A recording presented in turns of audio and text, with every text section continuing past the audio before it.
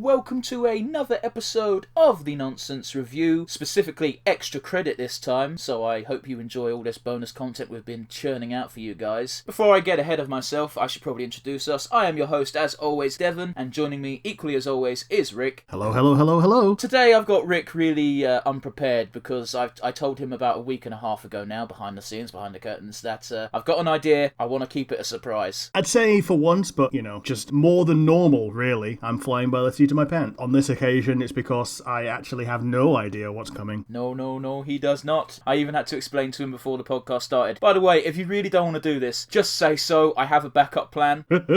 So it's all good. It's all good. However, it wouldn't quite be Nonsense Review Extra Credit if we don't use our usual opening segment. So, Rick, what is that segment called? Nonsense Asinine Hypotheticals. And if the title didn't give it away, what we tend to do is we come up with some form of hypothetical question, or just a question in general, and we ask each other this question. Sometimes we just use one, sometimes we back and forth. Kind of depends how we feel on a day. Usually I go first, so I've already pre-prepared a question. So Rick, are you ready? Yep. Alright, this one's got a few stipulations, but hopefully it'll be a good one. You have to be transported to another world of your choice. Fictional world, made-up universe. You are just you. What world would you be going to? Now that's the thing. The world implies the rules of the world. Well, the rules of the world are in effect, but let's say, for example, you decide to go, let's say Harry Potter, you wouldn't be a wizard, you'd just be a normal dude. But that being said, if a normal human can learn magic in that world, then the potential is there, but, you've got to work for it, you don't just get it. Yeah, like D&D world. If you want to be a wizard, all you have to do is train harder at being a wizard, then you become a wizard. Or you be a sorcerer and you're just born with that shit. That's when you can't train in. Let's not get involved, because D&D memes has recently had a war between sorcerer supremacists and wizards. Wizard and sorcerer players have been arguing back and forth, saying who's better. I mean, you can't train in blood purity. It's a bit of a cop-out, but probably Disgaea, because there's infinite capacity for reincarnation while still retaining your fundamental you-ness. I get you, man, but what if they force you to be reincarnated as a prinny, and you have to work off that debt? You gotta work off that debt, and you just hope that you get saddled with a competent overlord who actually puts you into decent fights and gets you decent experience, and then you get to reincarnate again. So what you're saying is you want Valvatores, not Etna? Yeah.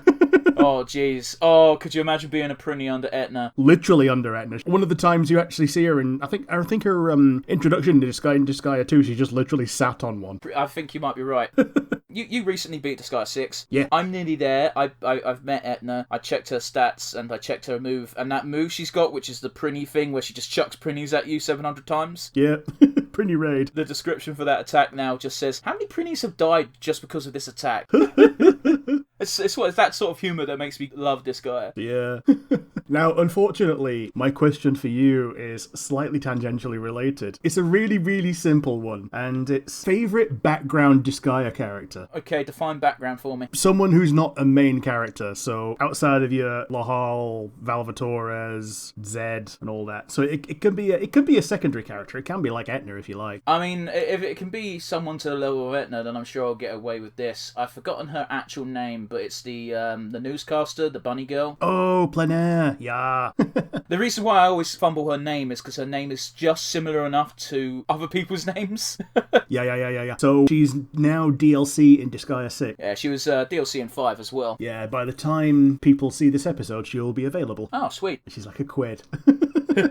If you're going to get DLC for a Disgaea game, you might as well fucking spurge and get the fucking pass. I was looking at some random mobile games things and what they cost, and I'm like, for the price of this, which is transient currency, which I use to roll to not get something, I could just get all of the DLC for Disgaea and not have a chance at failing to get it. Well, that's the fundamental flaw with gacha or loot-based systems in games, you know what I mean? It's one of those things where EA came out with that bullshit ages ago of, it's not loot boxes, it's surprise mechanics. Gamers love surprise mechanics. And it's sort of true. We do like surprise mechanics. What we don't like is paying for loot boxes, because there's a fucking difference. Yeah. A surprise mechanic where it's literal loot that you can grind for is fine. When you can pay to bypass the grind, it's no longer a mechanic. It's not even bypassing the grind. It's, in order to improve yourself, you need gear. But in order to get gear, you need to buy loot boxes. Yeah, but most of the time you can earn them, just not the good ones. Yeah, but that's not what I'm on about. I'm on specifically about the predatory version of this scheme. Yeah, the whole fear of missing out side of it. Anyway, before we get too bogged down... Before we get bogged down in loot box semantics. we should probably explain what we're doing. However, usually I leave that to you, and you don't know what we're doing. So, Rick, you have Disney Plus open, right? I do. That was the only clue that I got. Do you want to go over to the Star Wars tab? I'm sure I can. Yeah, here we are. Star Wars. Do you want to find a new hope for me, Rick? Oh, yeah. It's taking a while, though. Apparently they don't want A New Hope to be the first thing that you look at when you look at Star Wars. They want you to look at Biomes or the Clone Wars. Clone Wars, I kind of understand what them pushing the Bad Batch right now. But that being said, now you know what we're doing today, Rick. Do you want to give a bit of an intro to Star Wars and why we love it? A long time ago, in a galaxy far, far away, Teletubbies came to play. Boo.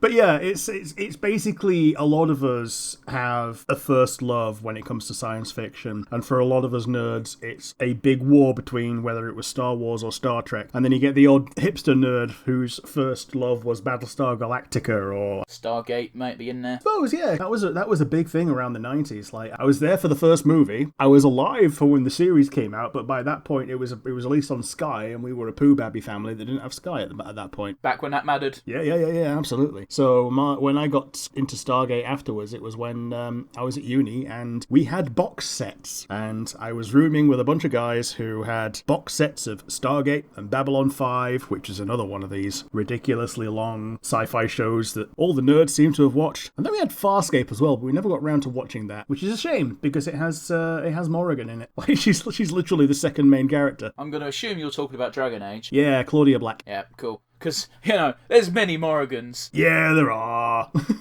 So during my Star Wars introduction, I've already gone on a tangent and talked about Dragon Age.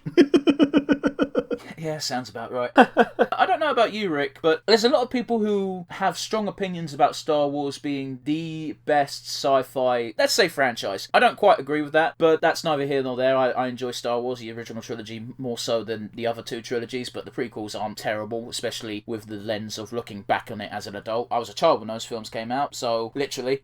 Yeah, moving on slightly, because I got a bit sidetracked from my original point. I think my hands-down definitive best sci-fi space movie is probably Alien. Okay. I only wanted to bring that up because I've shared this point with a mutual friend of ours before and he just went, "You're wrong." But he never bothered to tell me why I'm wrong. Do you know what I mean? Don't you fucking hate that? Yeah. So I've never seen the first Alien film, but I went to a friend's house where he was a big Alien nerd, and I told him this, and he went, "We need to show you Alien," and I'm like, "Okay, cool." And he went, "Oh, wait. The second one's better. Let's watch that."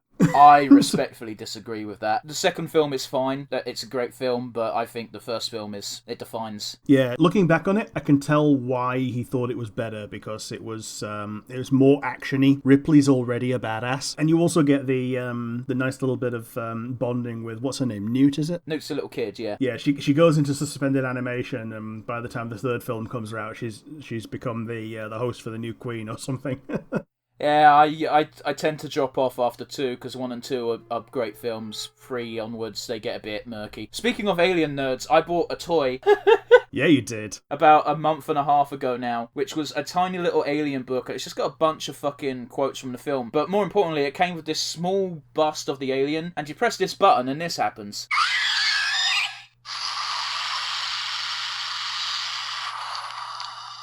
It sticks its tongue out and makes the alien sound. It's fucking awesome. I don't care. It was worth every penny of that 10 quid. The only thing that would be even cuter is if you could load it up with a bit of water and it'd spit the water out at you. Oh, that'd be... Oh, I wouldn't like that. Yeah, but you'd have to load it up so you'd know when it was going to happen. Fair enough. Do you have A New Hope lined up? I do. I've pressed the thing where you press play and then you pause it and go back to the beginning to make sure it actually loads. Disney Plus, I love you, but your fucking video player needs a bit of work. Yeah. So, that being said, if anyone wants to watch along with us, we are watching Star Wars Episode 4, A New Hope, specifically the version on Disney Plus right now. It is 2 hours, 4 minutes and 42 seconds, just in case they change it at some point, because George Lucas decides it needs more computer-generated crap in it. Yep. That being said, Rick, do you want to do the countdown? Alrighty, for people watching along at home, and for people that don't care and just want to hear me say it, 3, 2, 1, and go. I like how we start with the 20th Century Fox logo. Yeah, that's one thing they didn't want to edit out, I guess, because when I bought the soundtracks, because I was a fucking nerd, the first track on the soundtrack is literally the 20th Century Fox theme. That's weird, but kind of understandable. Rick, how do you want to do the opening crawl? Paragraph, but you do one paragraph, I do another? We could, or we could just hum along to it. Nah. That won't be great for people who are just listening, Rick. Right, it said Star Wars. Rick, you take the first paragraph, I'll take the next one, and we'll flip-flop. Episode 4, A New Hope. That doesn't count as a paragraph. No, it don't. I'm waiting for more words to come, because the words come slower than I can read them. It is a period of civil war. Rebel spaceships striking from a hidden base have won their first victory against the evil Galactic Empire. You see, now I've got to wait for some more words to come up as well, otherwise I'll outpace it. During the battle, rebel spies managed to steal secret plans to the Empire's ultimate weapon, the Death Star. That's all in caps, by the way. An armoured space station with enough power to destroy an entire planet. Yeah, pretty much all the proper nouns have are all... Actually, no, because there's a proper noun in the next thing that's not a thing, but yeah.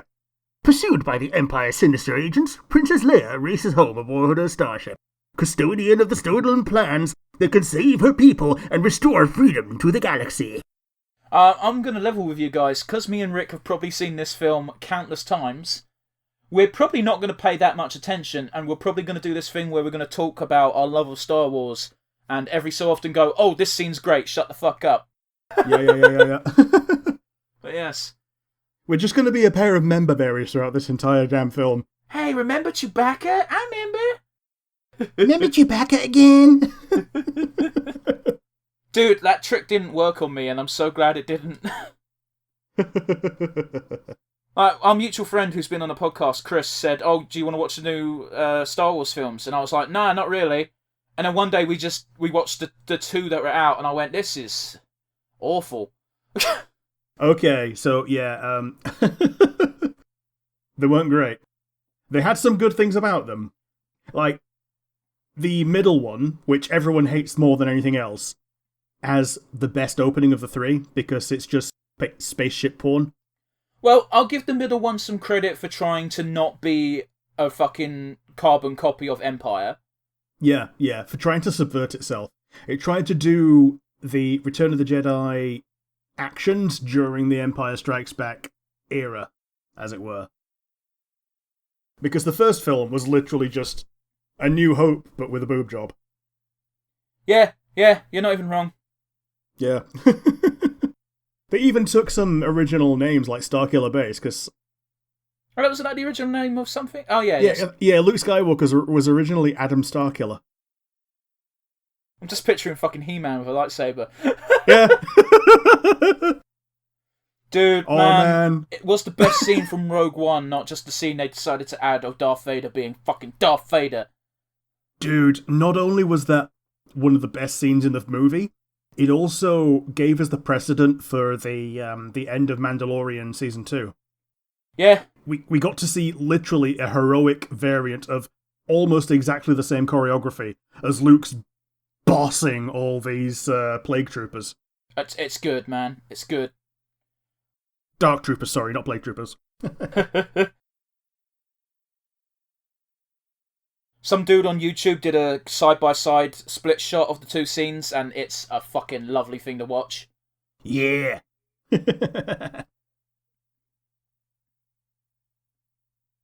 I remember rightly, there's a scene later on when a stormtrooper is cradling another stormtrooper, and because he's meant to let go of the dude's head, he's like, he doesn't want the stormtrooper or the actor playing the stormtrooper to bang his head. So instead of letting go of his head, he just slowly fucking lowers it to the floor. Oh. There you go. Yeah. This is the very first time anyone would have seen Darth Vader. And I just want to say right now, I think David Prowse never got enough credit for this shit. No, because he was just a guy in a suit as far as the producers were concerned. Like, later on they gave him credit, but like, earlier on he was just the guy in the suit because James Earl Jones was the one that got all the credit for Darth Vader. But could you imagine if the dude in the suit didn't give Darth Vader the seriousness that Prowse has given him? Absolutely. But the thing is, I love how Prowse thought he was voicing him, so he did all the lines. Apparently there was some real trouble sometimes where people would crack up laughing on set because they just couldn't. Because wasn't he like a Yorkshireman or something? No, he's West Country, so he's like, West Country, "Oi, that's even Luke, worse. I'm your father." Yeah, I'm a pirate, I am. That sort of thing, yeah? I find your lack of faith disturbing. Could you fucking imagine if they left that in? Oh, jeez. There'll be no one to stop us this time. There's footage online of the film before they did any additional effects or any of the post work, and you've got this scene in particular with David Prowse doing the words, and it is quite funny. Yeah, just put with all of that context, just look at the other actors' faces at all times, and just think how much of this was them trying not to piss themselves laughing.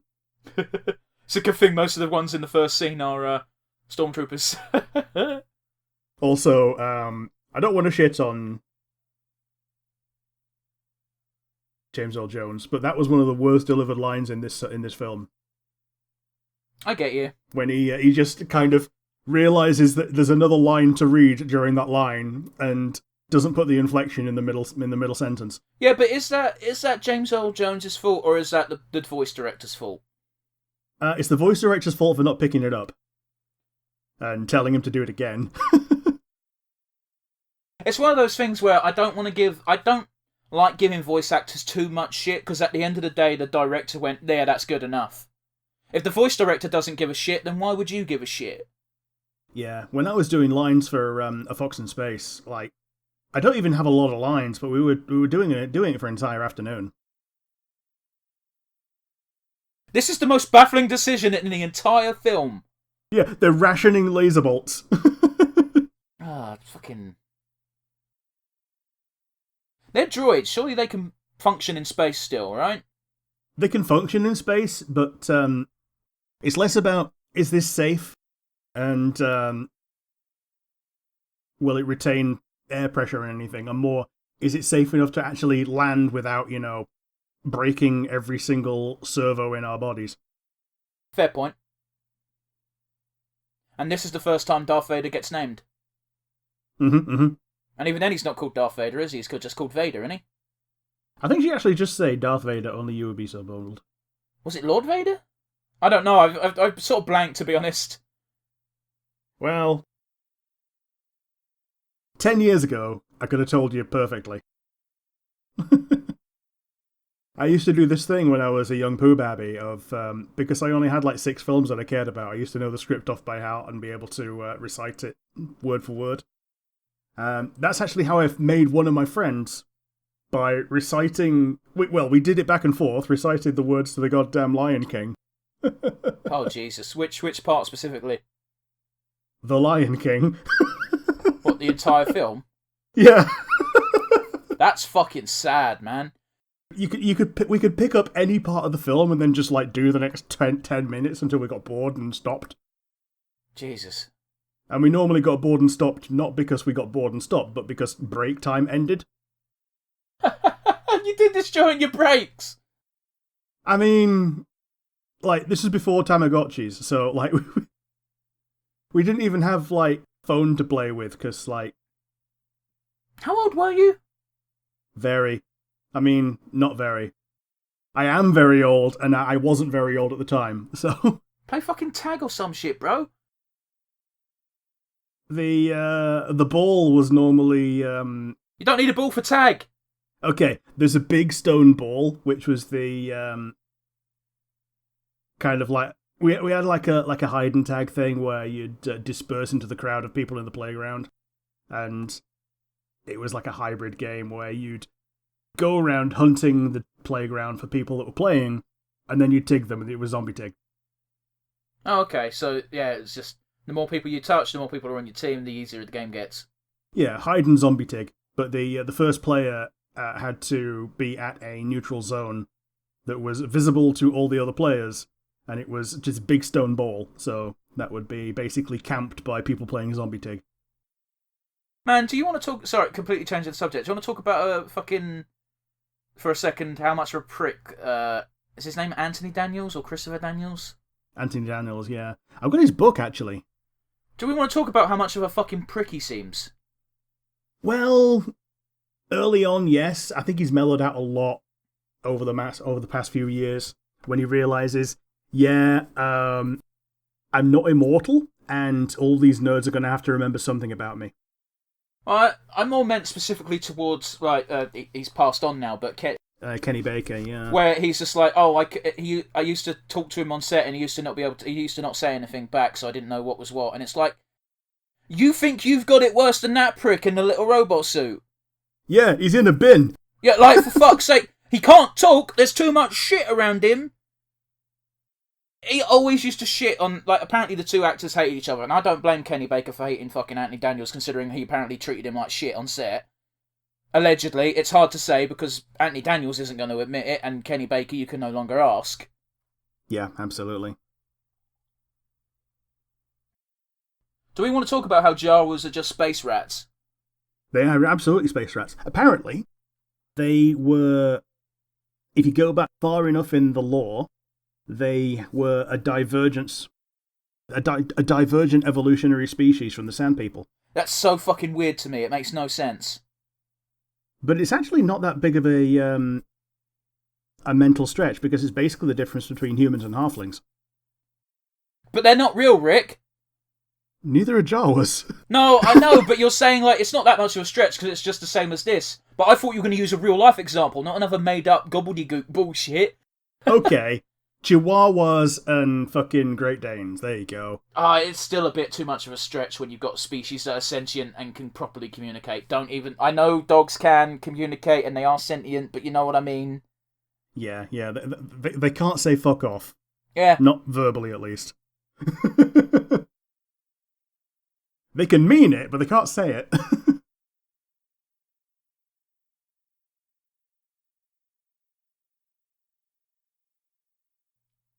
Man, that was a cool effect, which I'm pretty sure wasn't in the original. I think it might have been, actually, because that's the kind of thing that you could just draw onto a film cell. So... Man, they run like they shit themselves.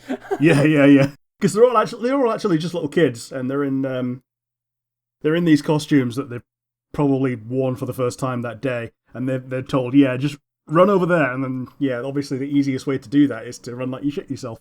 And I also really hope that Kenny Baker's not in the suit when they film this scene. I don't think he would be, because all these kids have got to carry him. Yeah, that's pretty much what my concern was. Also, it probably wouldn't have been very comfortable for him either. Yeah.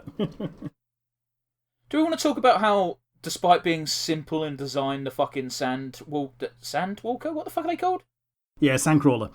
Yeah. They're cool machines, and they make sense to a certain degree.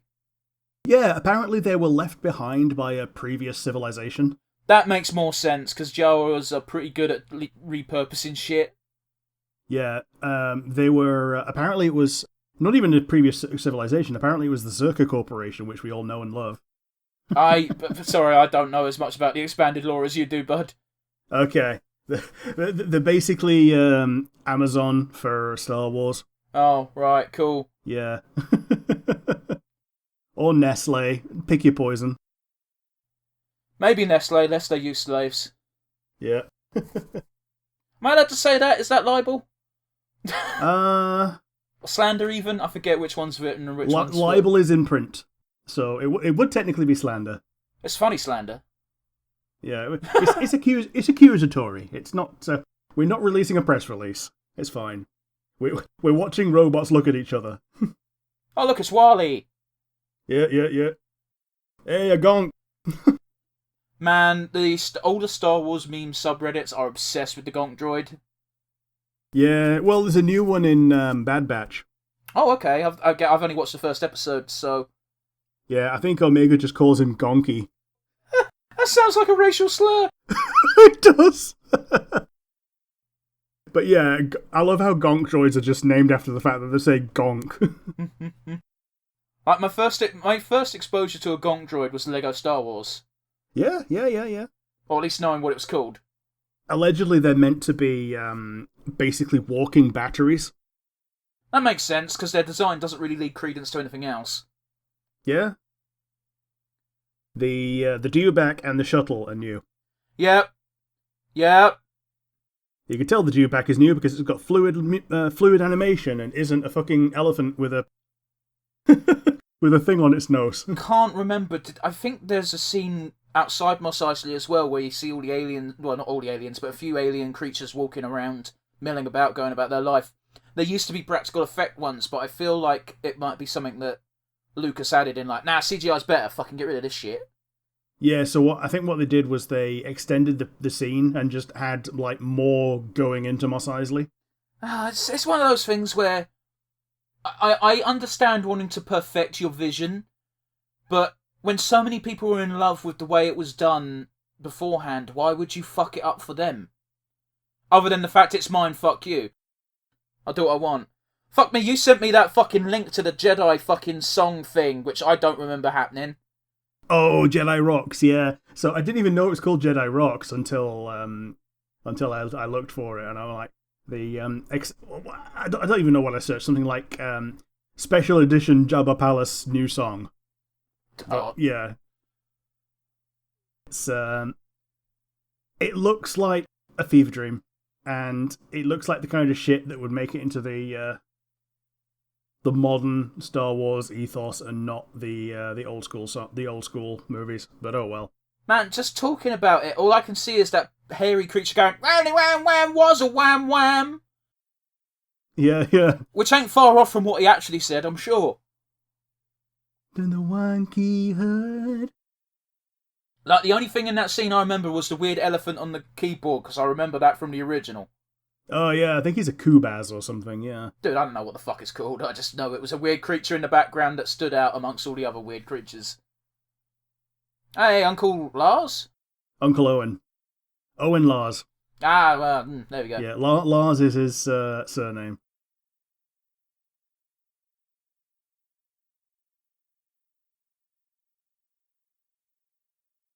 Man, now that I think of it, the you know the new PlayStation Spider-Man.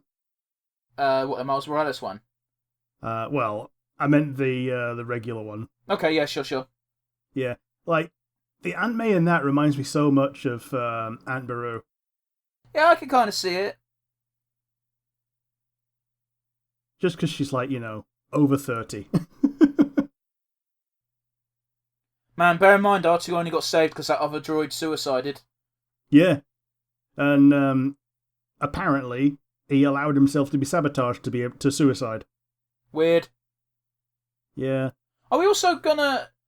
bear in mind, didn't fucking Owen meet C-3PO in 2? Yeah.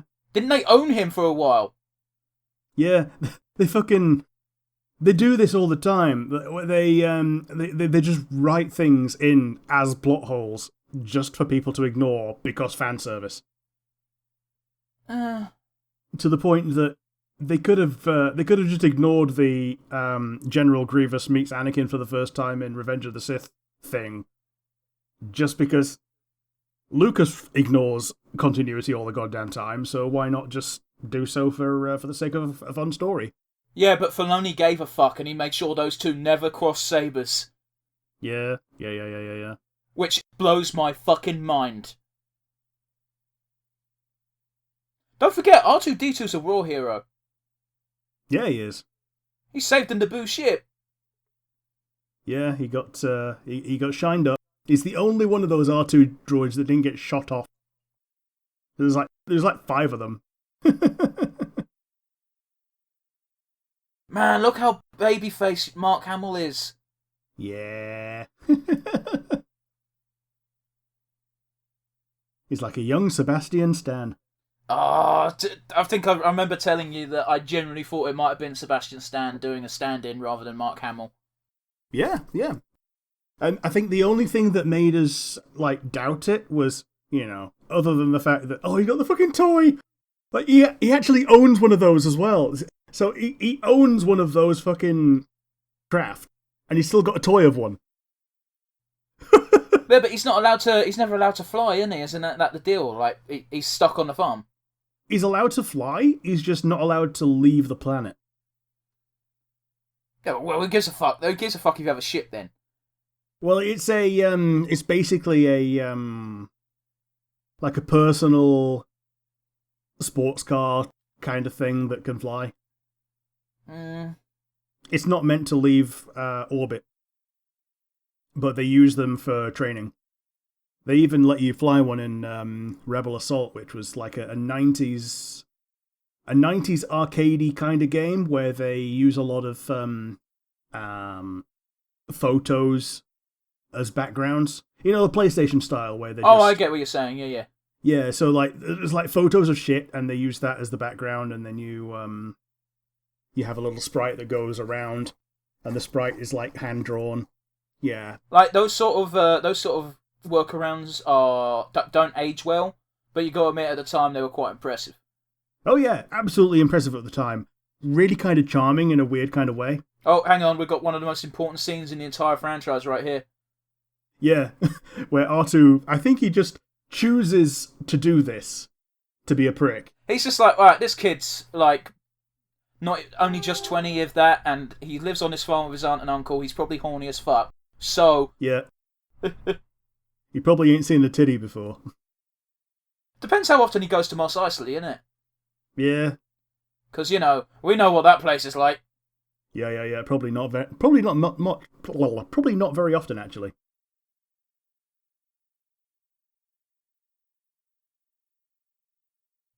I love how Luke just ignored C-3PO. Much like everyone, because everyone should always ignore C-3PO. Yep. When in doubt, ignore Creepio. He is a prick.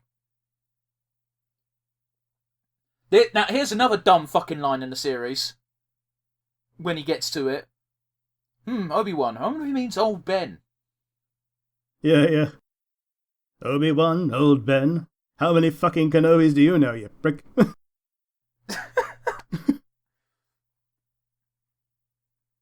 Man, I got this weird sense of nostalgia over Obi-Wan specifically saying, remember, the Force will be with you always. I can't do his voice as well as you can, obviously. Because yeah. When I was about 11, I got a birthday card from my aunt, and it was one of those cards where you open it and it says words. Oh, yeah. And then it gets... It forgets that it's closed, and it starts playing the sound over and over again until the battery runs out. Sometimes, It was that. It was a Star Wars card, and it was just Obi-Wan going, remember, the Force will be with you always. And yeah. The reason I get so weirdly sentimental is it's probably the one time a family member's given me something without having to ask me what I like in life. Yeah, that is kind of sweet, actually. She just knew I liked Star Wars, so she was like, here's a dumb Star Wars card. Yeah. So the Anthony Daniels book was also a thing from an auntie that I got last Christmas, actually. So what is it then? A biography or? Yeah, it's like an autobiography. I think it's actually just called I Am C-3PO. Oh, okay. Oh, so it feels like a rip-off of fucking Leonard Nimoy then. Yeah. Like I Am Spock. Which he did do first. He released two. His first one was I Am Not Spock, and then his second one was I Am Spock. It's one of those where Leonard Nimoy is another one of those famous actors who eventually went, okay, listen, I don't like the fact that this is what people remember me for, but it is what people remember me for, so I might as well embrace it. Yeah, it was like a two-faction thing of it, where he wanted to be known for other things, so he was a bit bitter at that being the only thing, but also everyone knows that they're not immortal, so hey, blue milk. Oh god, it's so disgusting looking, ain't it? You can buy it at Disney parks now. I don't want to. It looks gross. Yeah, they do blue milk, and they do the green milk that Luke gets directly from the titty in Last Jedi. I'm sorry, what? I don't remember that scene. When he's living on the island on his own in fucking Ireland. Oh, Last Jedi. I thought you meant Return of the Jedi, so I was like, I don't remember that scene. I thought you meant like he went into Jabba's palace and started sucking on a Twi'lek's tit or something. And I was like, I don't remember that. Nothing quite so kinky dinky, nah. So in Last Jedi, when he's living on his island on his own, he has like a pet walrus with titties, and he goes and milks it for green milk, and then just drinks it directly from the titty, essentially. And it gets all in his mustache and everything. It's proper gross. It's meant to be, but yeah, it's there to accentuate that this isn't the Luke that you're meant to respect anymore. Yeah, which I think's a bit of a disservice to the character, but whatever. I get it. They were kind of trying to get him to be more Yoda-ish, but that's not Luke. That's not the point of Luke. Yeah. Like, Luke's evolution is meant to be into Obi-Wan, not into Yoda. Yeah. Dude, we're going to get the most iconic shot in the entire fucking franchise in 3, 2, 1. And the music as well. Oh, John Williams is a goddamn expert. Fight me. I'm not even going to fight you. I'm going to fight alongside you. Like, this is... I think this track is just called Twin Suns. Makes sense. But, fucking hell. I don't even want to say anything.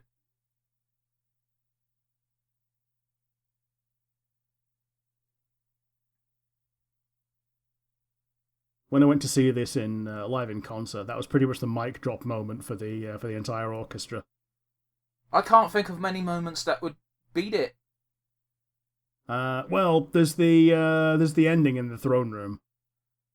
Yeah, I get you, but like, as a moment that hits me in my core and makes me feel good tingles, it's that moment. Yeah, and it segues into the final credits, so there is that. But I don't even think they've got the Imperial March in this movie. No, I don't think they would do. I think it was kind of an invention for Empire Strikes Back. I would laugh so hard if part of that scanning that you did was just C-3PO's head. Don't you just love that, though, when you're pissing about with some binoculars and then you just turn around and someone's right in your face and you shit yourself? Now, you see, I would hate that, but I can't say I've ever done it. I mean, yeah, I'm old enough that there was a time where playing with binoculars was a thing because you didn't just have a camera phone that you could zoom in on the background with. Man, speaking of camera phones, you remember when I went to Japan? Yep. I bought a digital camera for about 50 quid, and I was like, yeah, I'm going to take some good pictures. Specifically for the Japan trip. And when it came, I was like, let's give this bad boy a test. And I took a picture, and I went, this picture is so goddamn trash. The camera is awful. And I took the same picture with my phone, and I went, how the fuck is a camera that is just a camera shitter than the camera that just happens to be tacked on to my fucking phone? Because it was 50 quid, and the one in your phone's worth about 100. Right, but still though, you know, I bought a thing that has one function that is worse than this thing that just happens to also be part of this other thing. Yeah. Well, by the same token, like, you've got, your phone's also an MP3 player, and it probably functions better as an MP3 player than a dedicated MP3 player from, I don't know, Argos. Where do the kids go these days? Tesco. I don't think they even sell MP3 players anymore, do they? They probably do, because they need to allow some kid to play something without, you know, having a really good phone. Suppose. How the fuck does R2 have a scanner or something then? Apparently, like, he's got his little gadgets in his head, hasn't he, that he can pop up. But one of them's meant to be just a periscope that he uses for when he gets sunk in the swamp and poo. Oh yeah, there we are. Dude, like, I'm pretty sure if I didn't know it was coming, that might have made me jump. But it's one of those where we've seen this so many times, we know that's what happens. Yep. I forgot that they were called gaffy sticks. And last time I tried to remember, I just called it a Gaddafi stick. That's not good. No, it's not. So they knock him out and put him on the ground without bothering to kill him. And then they just start looking at his, like, cans of pop in his car and chucking them out on the floor. Not even stealing them, just chucking them out. Oh, I just want to point out, this noise that he makes is meant to be a crate dragon. Yeah. And I shit you not, someone pointed it out to me and I fucking love them for it, but what do you expect from Filoni and Favreau? When the crate dragon showed up in The Mandalorian, that is the exact noise it makes. Pretty good, actually. Fucking spot on. By the way, force healing's always existed. Yeah. But what they tried to do was make it so that you could do super force healing by sacrificing your own life. Yeah, don't. Oh, fuck's sake. I love Alec Guinness's Obi-Wan so goddamn much. It's very good. It's incredibly good. So here's the thing.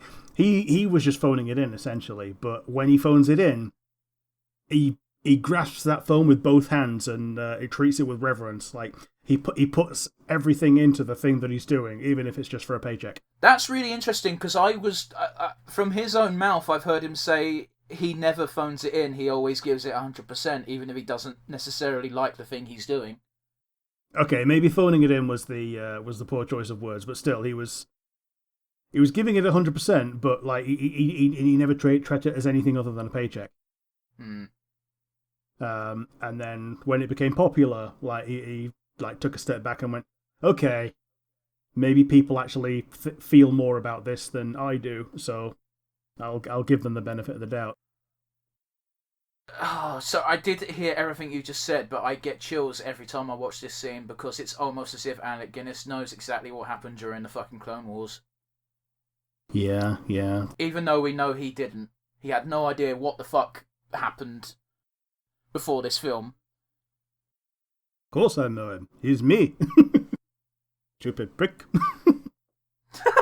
What's wrong with you?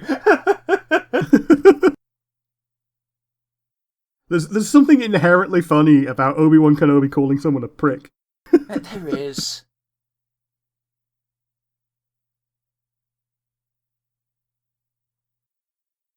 Some dude on YouTube made an excellent video called Obi-Wan Has PTSD.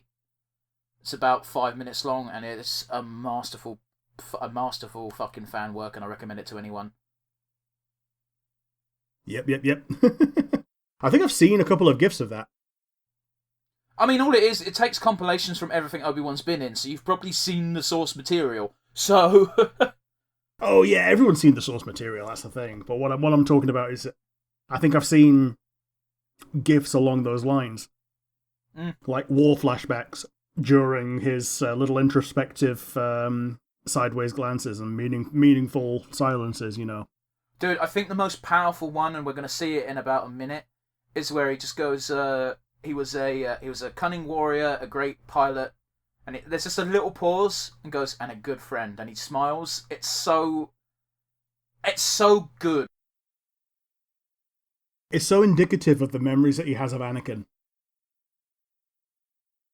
Oh, here we go, we're going to get it right now. Mm-hmm.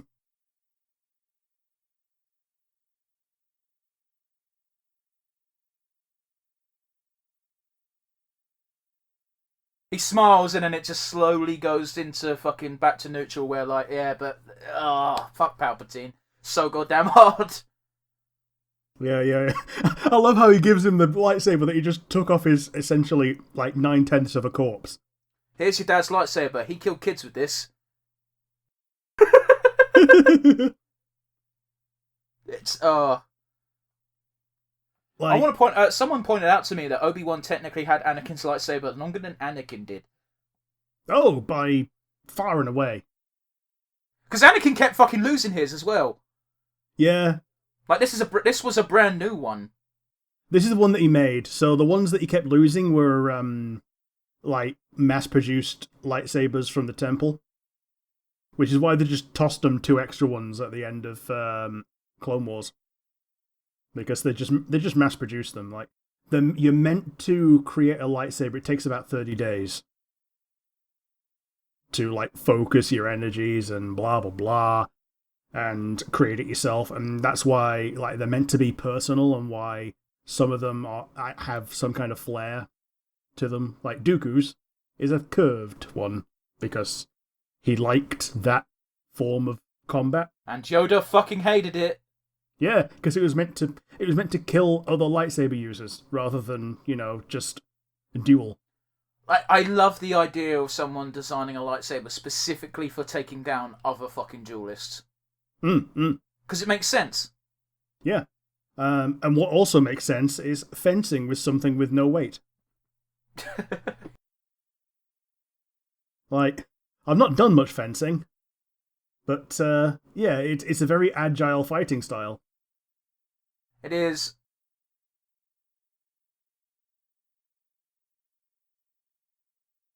He didn't serve her father, he served the Republic, and her father was just one of many, many, many cogs in the machine back then. Absolutely, but you could understand maybe Bale giving Leia a bit of a Cliff Notes version of what happened. Yeah. There's actually a potential that Bale is still in the background as well. Well, maybe if he wasn't on Alderaan when it got blown up, yeah. That's the question, right? We don't actually know who was on planet or not, but considering, like, unless he was on Coruscant for some business, which why would he be during the non-Republic days? It's I'm inclined to believe that he's probably dead. Yeah, it's a very safe assumption.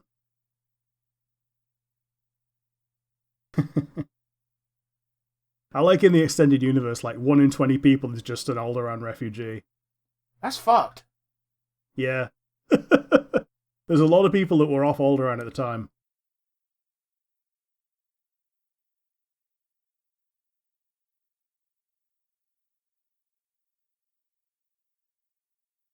It's one of those things where your argument rings real hollow when Obi-Wan's like, literally, hey, I'm offering you a way to do something. Yeah.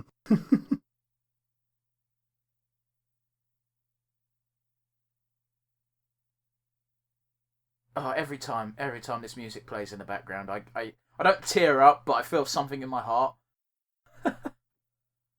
Now, I think the only thing stopping it being just straight up the Force's theme is because it plays when the twin suns are up. Potentially, aye. Yeah, because every other time it plays, it's when the Force is doing something. Yeah. It's like you could say that even the twin suns moment is the will of the Force, but you know.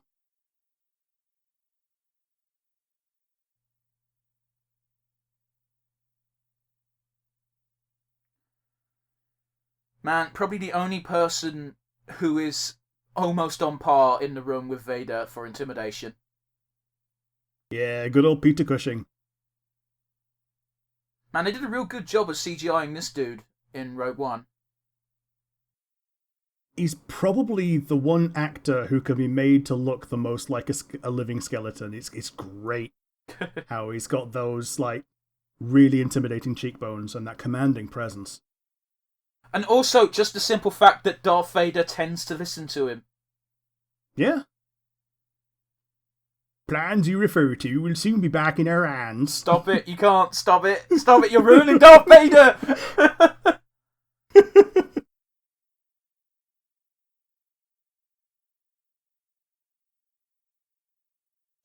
I think his chair's made of cardboard. It might be.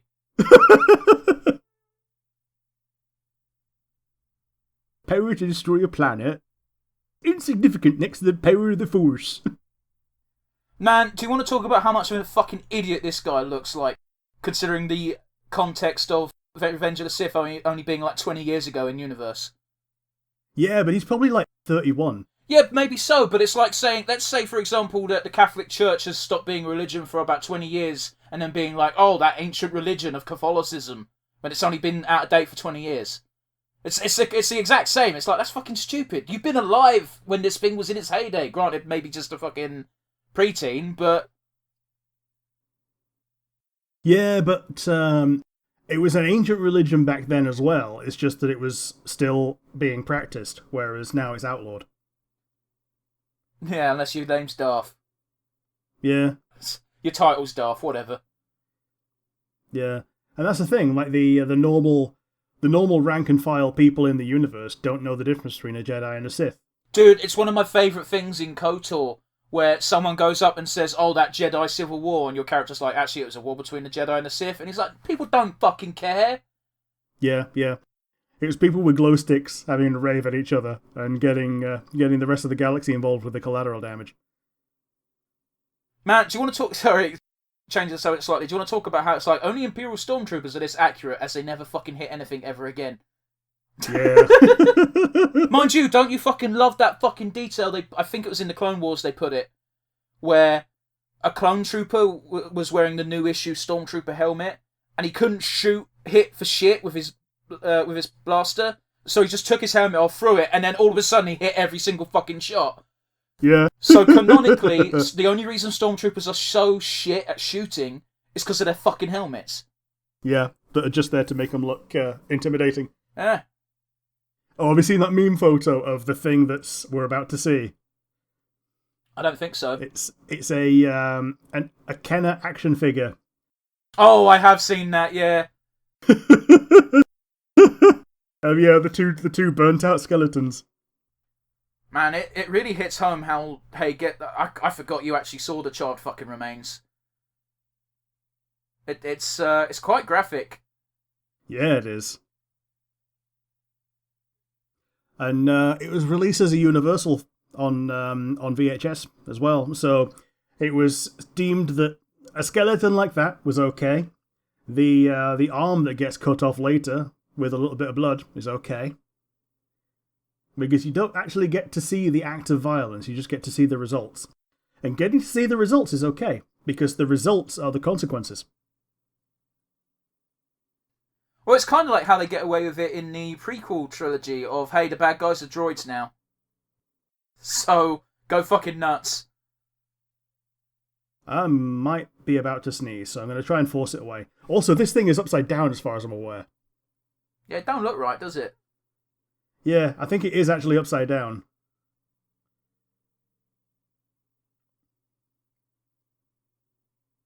Oh, here we go. We're about to see... Oh, no, never mind. I jumped the gun. Never mind.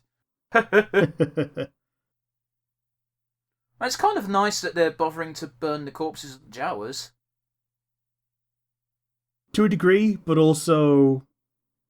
Like, it's the desert. Something will come and have a field day with these corpses anyway. Yeah, but there's a certain element of just basic dignity that they're offering these creatures, which they didn't need to do. Yeah, true. And it establishes that they've got a pyro funeral culture, which is what becomes relevant at the end of Return of the Jedi when they burn dead Vader. It's also consistent with what we learned all the way back. Well, I say all the way back because it's a newer film, but older in canon of Phantom Menace with how they dealt with Qui-Gon. Yeah, because he couldn't become one with the Force because he didn't know that it was possible. He still became a Force ghost. So it's fine. Yeah. In fact, he was. Yeah, those weren't there before. Yeah, he was the first modern Force ghost. Yeah, this is CGI. Yeah, this one. Yeah, look at that fucking land speeder. Yeah. Look at Creepio. Just look at the whole city. Yeah, JPEG Creepio. Like that creature wasn't fucking there, or it didn't look like that if it was. Like a Ronto or whatever. Yeah. It's so you don't need it, and it's so jarring going from that to this. And then you got this again. What does this add, George? What did that add?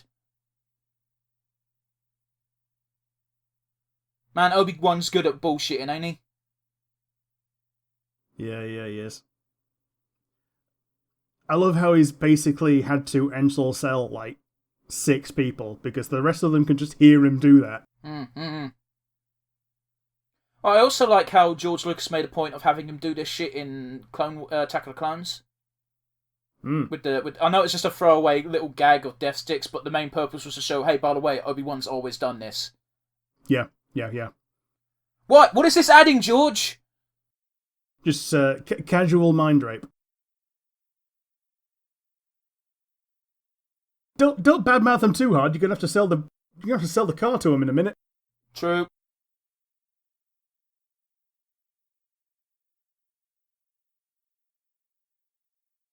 R2 just casually slides off the side.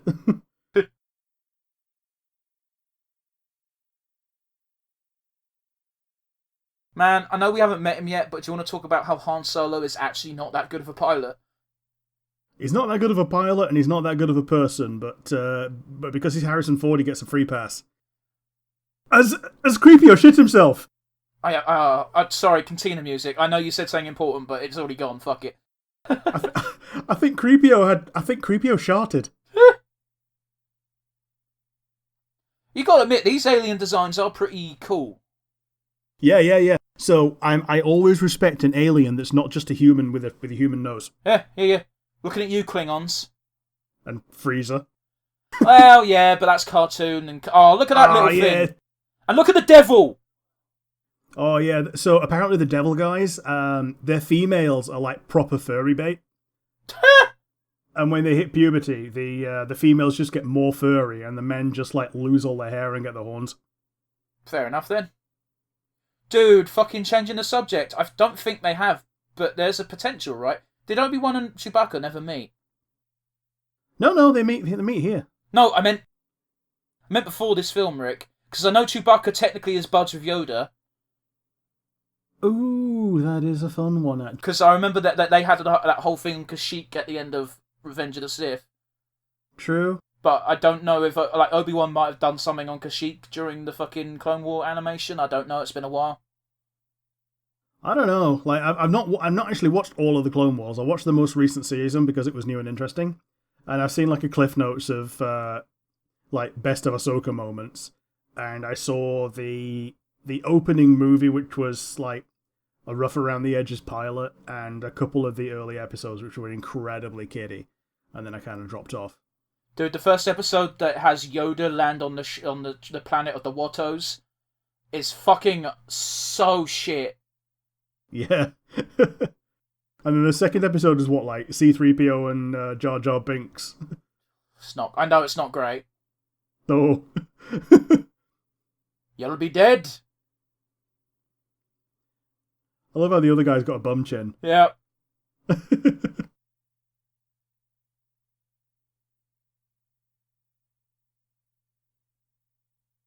He doesn't even cut the hand off the guy who was actually attacking him. He's cut it off his mate. But I think his mate is the one who had the blaster out first, and that might have been why. Maybe so. I like how it's a regular enough occurrence. Yeah, people should go back to smoking and playing the music. Well, it's like a Western, isn't it? Yeah, you see the difference in culture between Obi-Wan saying sorry about the mess and Han Solo saying sorry about the mess and tossing him a coin. Mm. Well, I also don't think Obi-Wan has money. No. He has been a hermit for 20 plus years. It's the downside of being a monk. Man, we're probably never going to get to talk about it on the regular podcast, so I just want to say it. I think Darth Maul they did the best ending they could have with the Obi-Wan Darth Maul confrontation in, I want to say it was Rebels. Yeah. It's I think it's one of the last episodes of Rebels. It very well might be. All I'm saying is, like, that scene was beautiful, and the dude who voiced Darth Maul for that and Clone Wars in general, fucking mwah, French kiss. French kiss? Chef's kiss. French kiss. Sorry. Fucked up. I think it was Sam Witwer. And I can't remember what else he's done, but he's like a pretty good voice actor. He's done a lot of Darth Maul. What I really like about that fight is that it was really short. Yeah. It didn't have to be long. It didn't have to be drawn out. All it needed was a winner. Well, here's the thing, right, is there's that really popular YouTube video right now, and I was going to talk about it later, but it's sort of relevant now, of someone redid the fight between Darth Vader and Obi-Wan at the end of A New Hope. There's a lot more action involved, there's a lot more force powers. It takes like 6 minutes. And I'm like, yeah, this is very cool, I like it. However, that's not the point of the fight. Yeah, the fight was meant to just be a delay tactic. It's meant to be like it's not about the fight, it's about everything around the fight. Yeah, it's meant to be a confrontation with Vader, distracting Vader, making Vader think that that's all there is.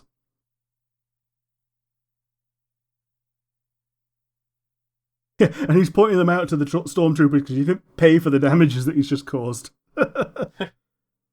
Oh, look at that weird creature on the left.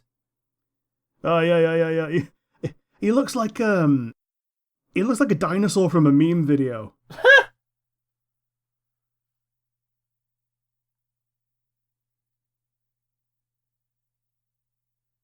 He's got nothing here now, has he? No, he's Buta solo. Yeah, he's technically got a claim to the house, which has now been burnt half to the ground. I think there's another car there because they used to sell little like Micro Machines miniatures. And one of the miniatures you could buy was the Lars Family Landspeeder, which was just this really boxy black thing with like lime green windows. It looked really cool if you were a kid. But you never saw it in the fucking film. Apparently it was in like the, what do you call it? Rick, very quickly, who shot first?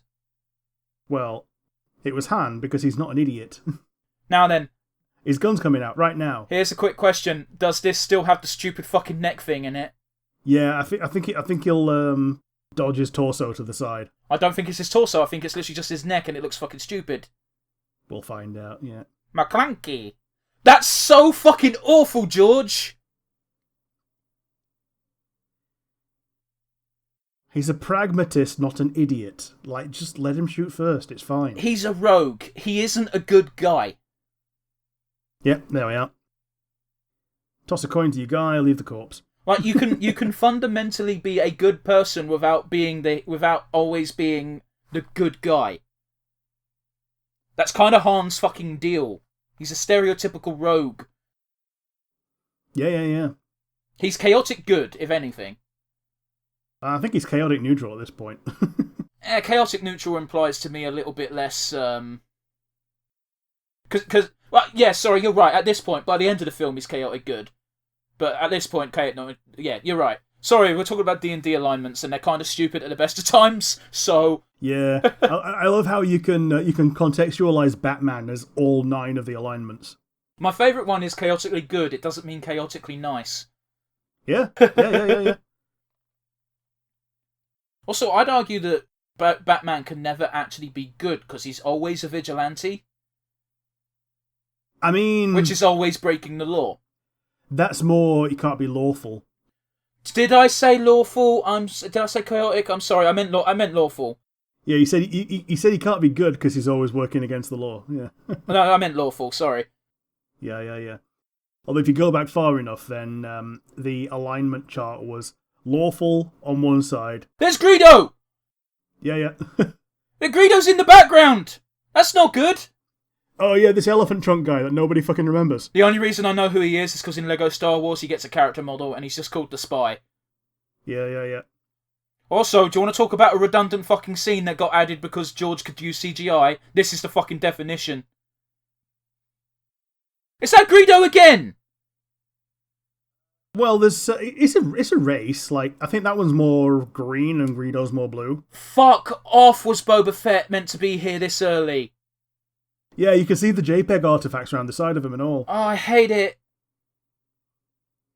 Have you seen Boba Fett without his helmet on? I've not, no.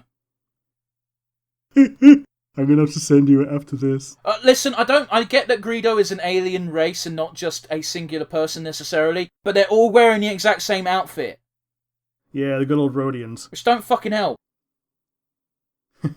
Yeah, going up on his tail was the result, was the solution to the fact that he walks behind the human actor.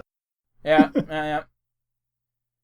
Speaking of the human actor, you can actually see him in this scene, or if it's not him, it's someone who looks exactly like him. There's a slightly larger dude with a big bushy beard. Looks exactly like the dude who they had as a placeholder for Jabba in this scene before animation. I'll show you, I'll point him out. There he is, just by the Millennium Falcon there to the left. He's sort of in the middle of the screen. Looks exactly like it. It might not be him, but it looks like him. Fair enough. I hate that Boba Fett's in this scene. Because he wasn't Jabba's whipping boy. Yeah, he only gained an interest in Han, really, when there was like a double action bounty from both Jabba and the Empire. Yep. And also, the bounty wasn't that big until he'd been on the run for a couple of years, which was the beginning of Empire Strikes Back. Well, case in point, Jabba just straight up said, I'll put a bounty on your head if you don't pay me back. Yeah. And it's just because he kept fucking procrastinating. Yeah. And because they don't have PayPal in Star Wars. Well, it's also one of those weird things where they sort of established this in Phantom Menace, which is kind of useful. They don't accept credits on Tatooine, apparently. So yeah, but Jabba deals with business all around the universe. It's just not the universe, the galaxy. So he would have use for credits. Man, sorry. Hey, metal dice. Metal dice? Yeah, when you go back to the cockpit, the metal dice are there. Did they fucking add that in after fucking Solo? No, they were there. They were there to begin with. It's just people forgot about them because they were only in this film and not the other two. Fair enough, I suppose. I wasn't even paying attention to the screen because I was too busy trying to start my next thought, which then got interrupted. So, fuck knows what I was saying. something Solo. No, that was in response to the metal dice. Okay. Don't matter. I would say many apologies, but there's only really one, and it's me sorry. Oh, it's fine. It will come back to me if it was important. Like, it's Star Wars. We've probably already covered it in a different episode that was completely unrelated to even space. Oh man, look at Did you see the little JPEG boxes around the two cruisers? I didn't, actually. I've never noticed that before. Man, epilepsy warning, am I right? Yep. Where are these metal dice? Because I can't see them. They're above the shot now. So when it was just on the ground, right. They showed them like 3 times. Man, you can see the fucking little platform moving on overdrive to make the cockpit shake, can't you? Yeah. Man, I love the concept of hyperspace, but fuck, it don't make a lot of sense. Oh no. Like there are a few things that could work, like wormholes are a thing in the universe because space is bent. Well, it's kind of like why I think the Mass Effect way of getting around it is actually quite not plausible per se, but it's a bit more plausible than hyperspace. Yeah, like even Mass Effect as a concept is like within the universe is a really cool idea. It's basically phantom mass that's monodirectional. Yeah. So you have a field that has a temporary effect of mass being there. So it can you can have temporary gravity around a point. You can have you can increase the effect of a punch or whatever just because your fist now weighs 2.5 tons. Rick, I'm sure what you said made perfect sense, but fuck, it really it really went in one one ear out the other, my dude. I'm sorry. Yeah. And then they just use it as a be-all and end-all fucking phlebtonium.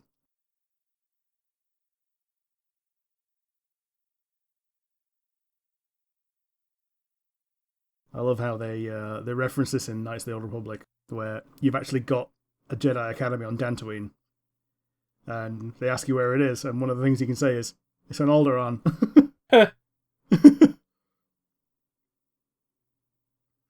You may fire when ready.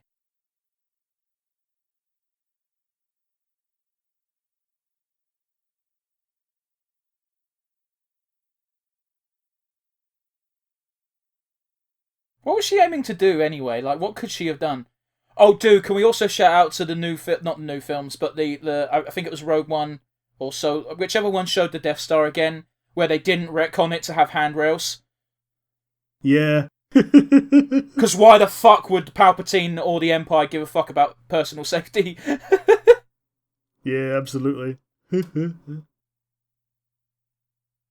Man, Alec Guinness looking his fucking age in this scene.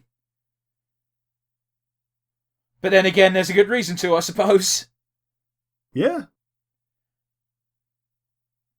God, that's such a good fucking line. Back when George could write lines. I don't know what happened to George, but he really did drop the ball, didn't he? Although that said, we can both agree that the one thing he's never been able to do is romance. Yeah, he leaned into the autism and tried to turn it into romance. Like, he knows he can't do romance, but he knows that there's meant to be a love story here, so... It's one of those things where you don't always need to have a romantic subplot. Like, if you want to add it because it feels natural or it makes sense, go for it, but don't just include it for the sake of including it. Yeah, but by the same token, he needed those two characters to get together and bump uglies. Sure, but you know what? If you know you can't write romance, which I'm surprised George doesn't fucking know he can't, because he can't, he should have fucking gone, hey, I can't write romance, can someone help me? If it weren't for the fact that they met when he was a kid, and she remembers him as a kid, all he had to do is just be Hayden Christensen, just look at her side on, just bite his bottom lip and just wiggle his eyebrows a little bit. Like, okay, a bit oversimplification, but I've always taken umbrage with Anakin being a kid in Phantom Menace. Because it doesn't help, especially seeing as him and Padmé fucking meet, and there's a spark, and it's like, he's not even 10. Did you mean to say Padmé? I did, because I find it funny. I find, like, it's like how I always call people maroons. I know the words moron, I just find it funnier. Yeah. I sometimes I go, oh, you're such a maroon, and someone goes, it's moron. It's like, no, I know. you can't deny it's funnier. Yeah. I love some really old insults that never get used as well, like poltroon. I've never heard of that one. It's one that gets thrown around in pirate fiction a lot. Which is weird, considering my obsession with pirates. Yeah. It don't get thrown around in Pirates of the Caribbean, but then again, I think you're the first person to say that it's probably one of the least strong pirate fictions, just, one of the more popular ones. It's one of those where, like, I like the films, but as a representation of pirates, it's not good. But then again, it never... It's a fucking film based on a theme park ride, so what do you want? Yeah. And then they modified the theme park ride to have things from the films. To be fair, I've been to Disney World Japan.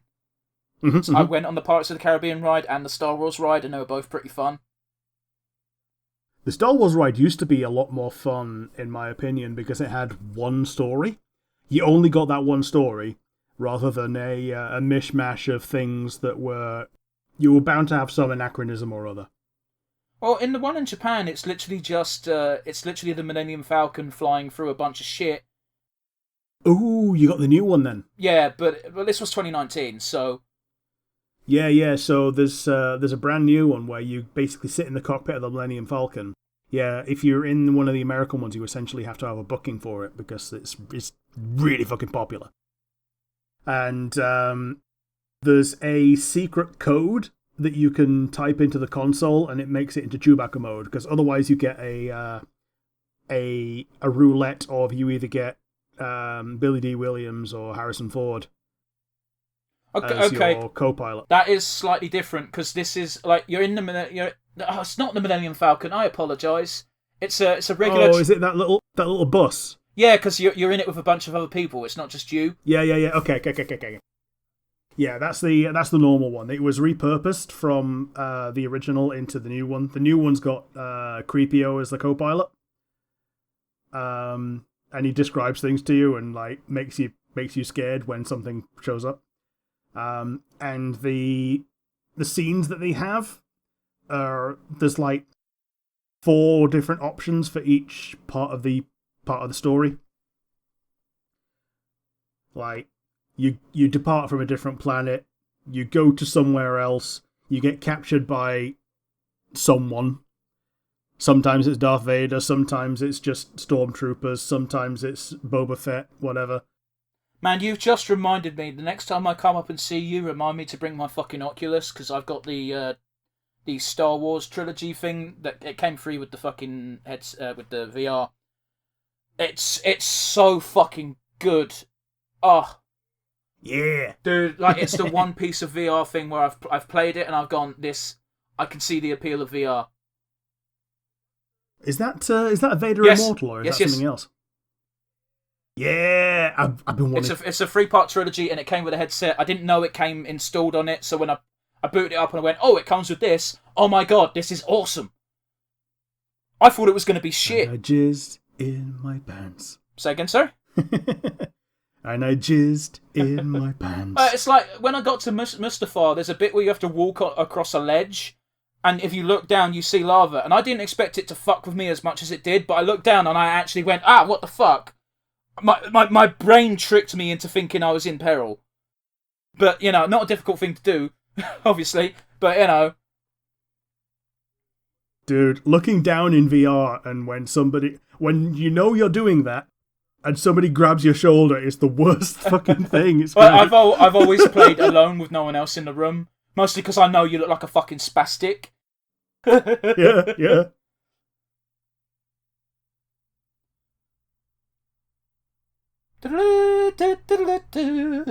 Oh, wrong bit, but fuck it, close enough. It's one of those things where Han might be a shit pilot, but he is a good smuggler.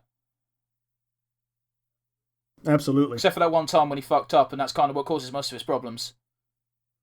Did you see that stormtrooper have to fucking swerve for the clearly remote control robot? Yeah. Surely that wouldn't be the only ship turning up here, because no one else was gonna, surely there's a daily freight delivery between planets. Yeah, there's got to be Amazon Prime. Well, even Amazon Prime, just supplies in general, because some planets might not be able to produce certain things. Like, what if Alderaan can't have strawberries unless it's brought in? Yeah. Or something equally ridiculous, I don't know. Extreme example, I know. Yeah, well, all planets have trade. But yeah. There should be something coming in, and even if they only export, then there will be something coming in empty to come and collect shit.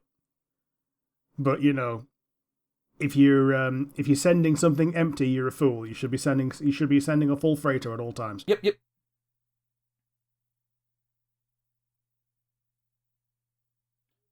Even if it's something that you can grow and produce locally, then having the thing from elsewhere is always interesting and viable. It's also it promotes economy growth on both sides. Yeah. And it promotes interest and camaraderie between two cultures and economies.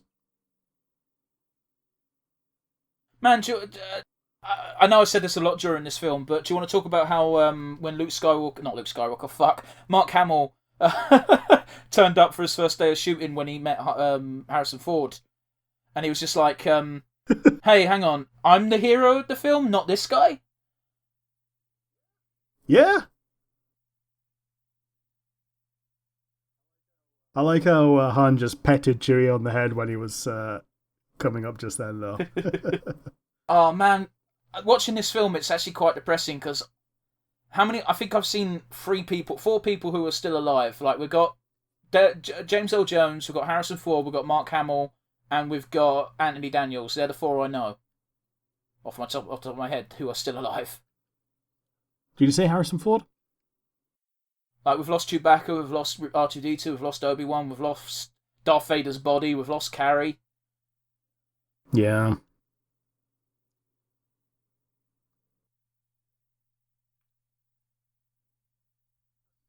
That's just the thing. As we go along, movies are just going to become museums of beloved actors. I mean, shit. This film is old. It's 1977. This came out, right?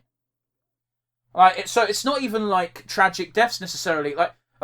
It's one of those silver linings of, hey, they didn't die from tragedy. Most of them died from old age, which I think most people can agree is not the worst way to go.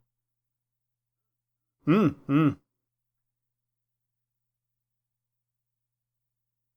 mean, Carrie Fisher's kind of in the middle, where it was a heart attack on a plane. It's one of those where, if you do even a bit of nose candy in your life, it ups your chances of something horrible happening.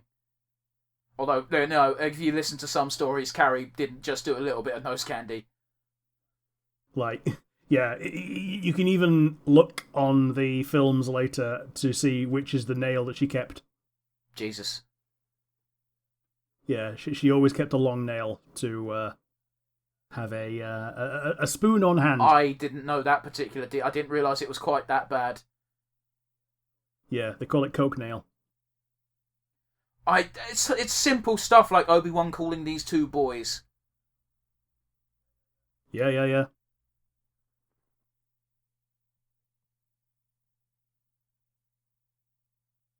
Man, it's also this really fun thing where I say fun thing, weird thing where I was like, oh yeah, we're nearing the climax of the film, because the climax of the film is Luke Skywalker.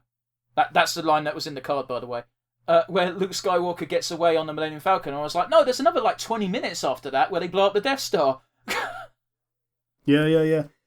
Like, and yeah, there we are. That's the last thing that Obi-Wan says in person to Luke. Yeah.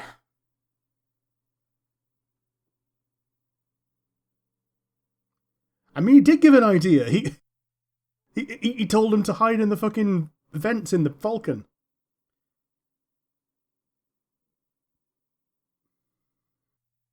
Man, don't you find it interesting how Anakin and Obi-Wan can understand R2 without C-3PO? Yeah. Then again, do you think that's part of the Force sensitivity, or are they just that good of got that much of a connection with R2?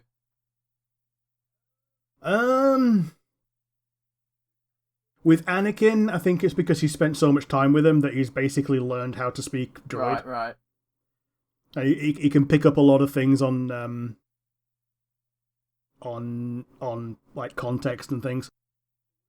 Luke, when he's in the ship in Empire Strikes Back, has got little subtitles in the cockpit from what R2's trying to say. I didn't even know that. So he knows exactly what R2 is saying, which is why he can reply to him properly. Whereas when he's out of the ship, he's just kind of relying on context. But even by that point, he's kind of got a lot of experience with the guy. I say with the guy, with the little bin man. That tickled me, dude.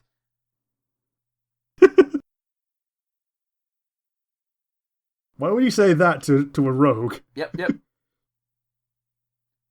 It's one of those weird things where Solo, I don't want to say they ruined Han Solo, but it kind of messes with his character a little bit, because they kind of establish in Solo that, hey, he fucking hates the Empire as much as anyone else.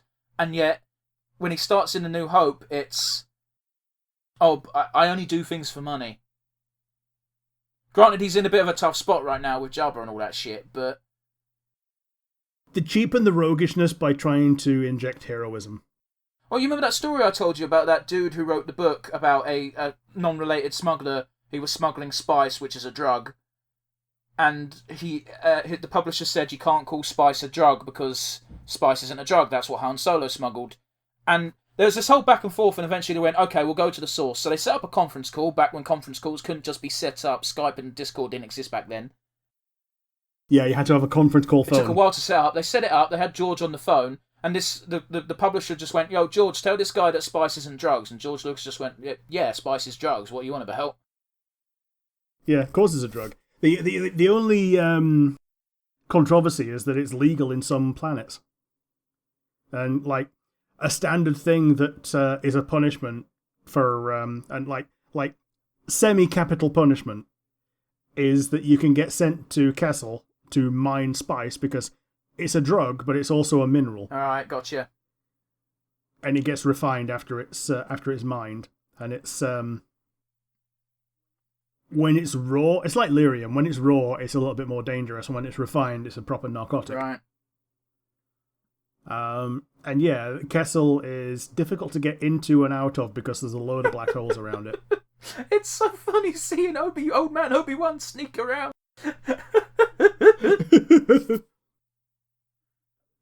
Yeah, it is. Wizard rolling stealth. I think that's actually an actual problem they had, that the handcuff was slightly too small. Maybe so, and why not incorporate it? Yeah, absolutely. There's so many of those around this movie where it was an actual problem they had, and they just incorporated it into a gag. Like the stormtrooper bumping his head was just left in. Yeah, the one thing I don't like is the fact that they added a little fucking noise to it.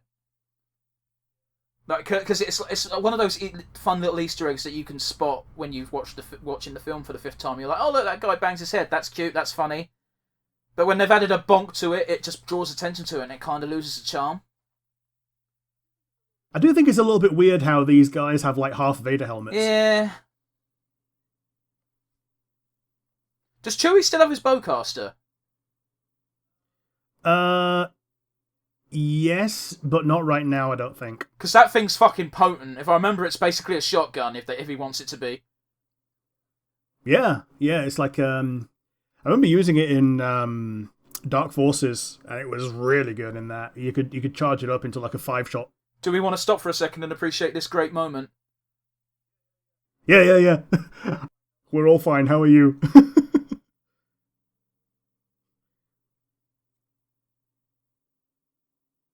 I think this was ad-libbed as well. Maybe so.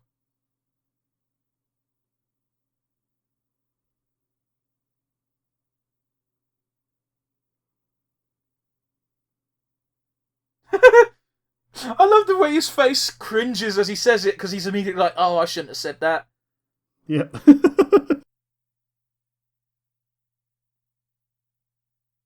Boring conversation anyways the best, though. Yep.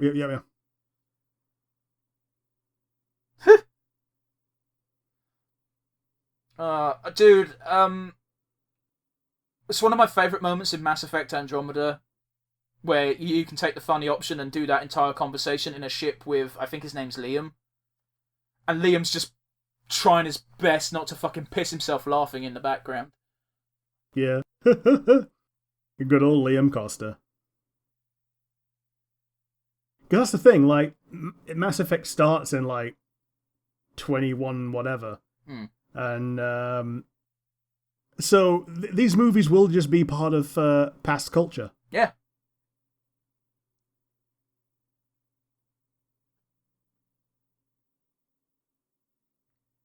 You're not that much younger than him, Tarkin. Don't underestimate the Force. You are. So does he not know that fucking Palpatine or Sidious, I forget if they even call him Palpatine in this movie. No, we don't. Because he goes to great length to not reveal that he's also an incredibly evil super space wizard. Right. So he's just called the Emperor, actually, if I recall, isn't he? In these films. Yeah, I think they just called him the Emperor, but they, like, everyone who's read anything knows that he's Emperor Palpatine. Like, if you buy a toy, it's Emperor Palpatine. If you buy a little book of shit, he's referred to as Emperor Palpatine. This was even before the special editions came out, so, like, he had a name, but, like, they never call him that. Well, it's one of those really important things when writing anything, is if you've got a character in universe who's just known by a title, you as the author should still know what that character's real name is. Yeah.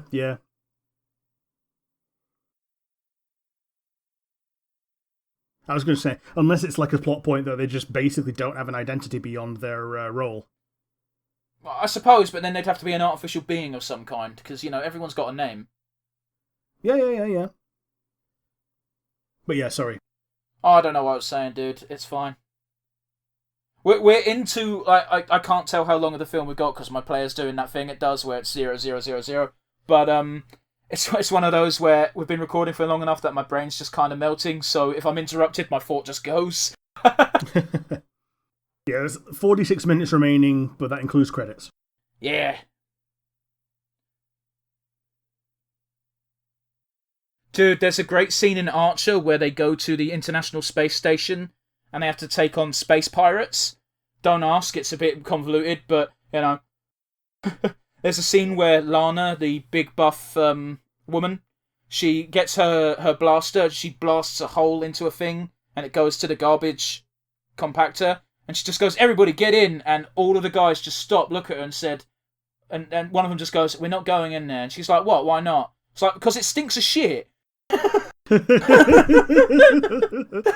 And she's just like, oh man, just because it's my plan, and as she's saying that, everyone else has already started running down the hallway. Don't remember Han Solo going, woohoo, as he went down the fucking thing. It is the kind of thing that he would do, though. Yeah, it adds to his roguish charms. Yeah, I love that one. What an incredible smell you discovered. Man, there is a creature living in here, right? Yeah, it's got a name as well, but I forget it every time. It's Meg, anyway. What, from the Blue Harvest episode? Yeah. That is one of my favourite gags in the Family Guy Star Wars specials, is Meg is always only on screen for like one scene as a horrible creature for 2 seconds.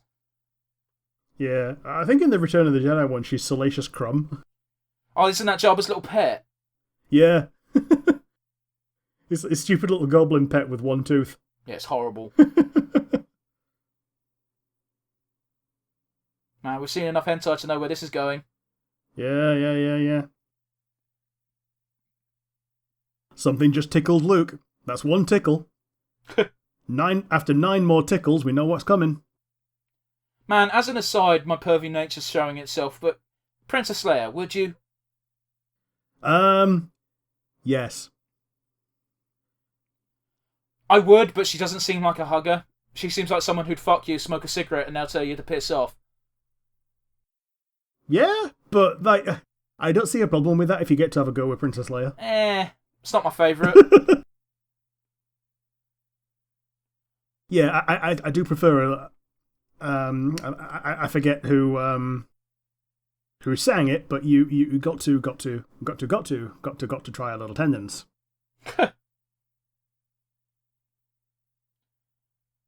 Dude, you know how we were saying literally the last episode where I like warrior women because they're not damsels in distress.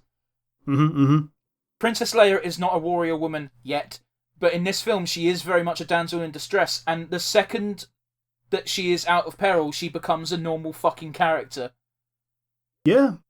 She's straddling the line between damsel in distress and taking fate into her own hands. It's one of those where, like, put a bloke in the scenario that Princess Leia was in and tell me that a bloke would have been able to do anything different. Oh, he'd have been curling one out in his kecks. It's like, you know, it's one of those where if you put someone in a situation, you can't have the situation be magically resolved by the hero. 'Cause otherwise that's boring and it's lazy. Yeah, absolutely. Like, sorry, I don't mean to put on my fucking analytical goggles for, like, 5 seconds, but it's... I hate cop-out lazy writing. It doesn't help that the last thing we watched for the show was the season finale of Loki, and that was disappointing. Oh, yeah. Like, we've managed to sit and stew for 24 hours. That's how, bit behind the curtains, that's when we're recording this. And it's... Oh, just looking back, it doesn't enrage me, but it's just so... Hang on, bonk on the head. Yep. I think he...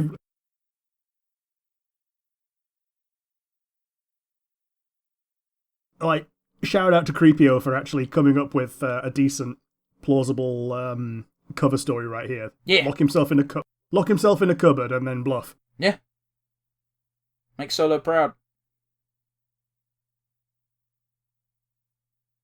But yeah, as I was saying, like, I'm still salty about the Loki finale. Yeah, like, I'm not even that salty. I'm just disappointed that nothing really got resolved because of the other thing that's happening in future, which I'm not even going to bring it up by name because there might be people watching this that have not seen the finale yet. Absolutely. Good call. But yeah, the thing that's happening in the future is the thing that makes it inherently unsatisfying. Yeah, because at the end of the day, I think I brought it up. The reason why I like WandaVision and I like Falcon and Winter Soldier, they end. Yeah. And even if they end with and the adventure continues, that's the same as all the other movies. Yeah. Very good joke, Han. Oh, dude, have you seen those fucking legends who did a stage... I can't remember the name of it for the life of me, but it's 3 stormtroopers, and it's so funny. It's a stage show thing, and one of them's just like, oh, do you mean Hans? Who the fuck is Hans? You know, Han Solo. His name's Han. No, it's Hans. And another guy goes, no, it's Han. No, it's Hans. It's such a fucking... It's so Three Stooges, but I love it.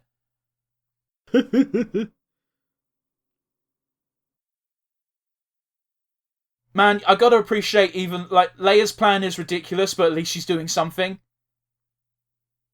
Yeah. Like, they could have stayed and fought to the death, but it would have been to the death, because there were more stormtroopers than there are good guys. Oh, I'm sorry, I meant specifically now with the compactor compacting, where she's putting her body out to try and actually use her physical strength to stop it. Yeah. It's one of those, like, it ain't gonna work, because the steel beam that they tried to use to compact is already buckled. Yep, I'm just saying, it's nice to see a character who, like, you would do something silly and irrational in a scenario where you're desperately trying to find a solution. And if you're gonna die, you might as well be in the shock of pain already by the time you get crushed. I suppose. That's quite a grim thought, Rick.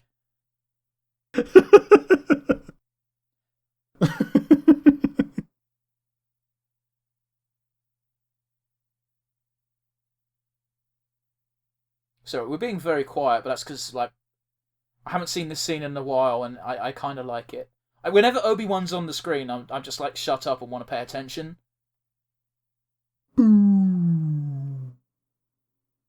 I love how the subtitle just goes, powering down. Dude,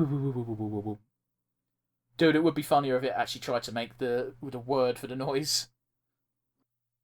How did they have those clothes ready to go? I think they were underneath the stormy costumes. Okay, but Leia.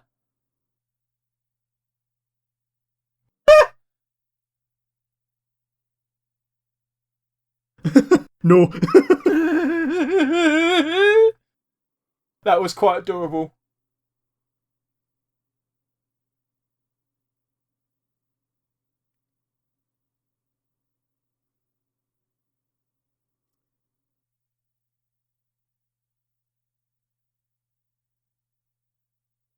The fact that she treats Chewie like crap is the only thing that mars her character at this point. Even though, she's got every right to be at least a little bit on edge after having been not only a prisoner, but drugged, and having had her, her home planet destroyed in front of her eyes to prove a point only to her. It's one of those where I get it. It's very shitty, but you're correct. It makes absolute sense for her to be a bit, fucked off right now. I think that's also the part in where you actually hear Obi-Wan use the Force, and it just goes rumble. It's just like this low rumble in the background where using the Force for the light side is just like a woo, like an engine going. I believe they use that sound effect in the Lego Star Wars game whenever you use the Force. Yeah, absolutely. So that's what it comes from. It was actually in the movies. Mm.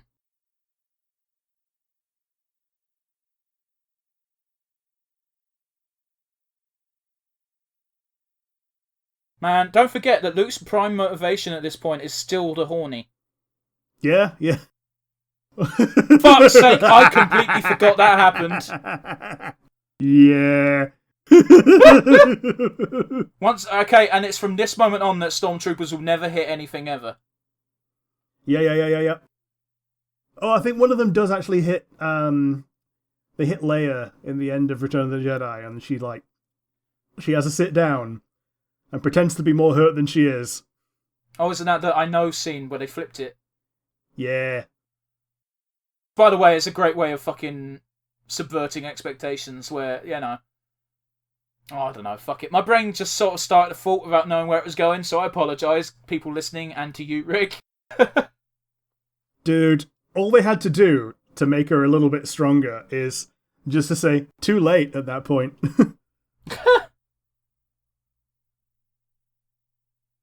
Man, speaking of banger tracks.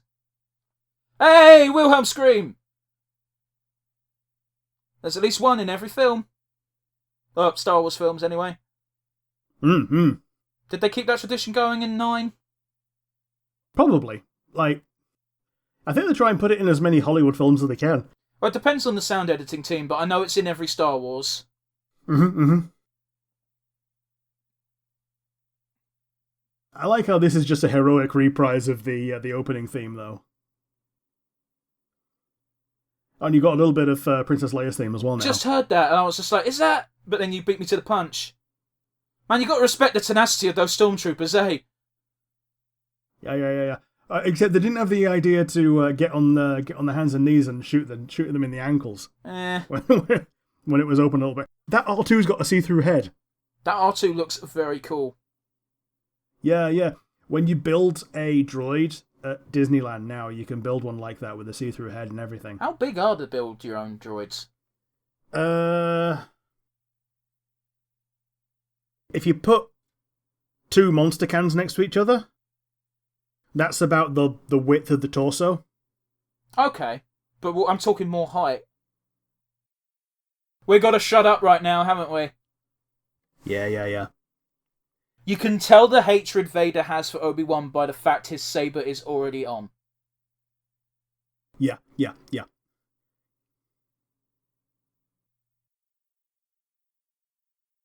There's no words, man.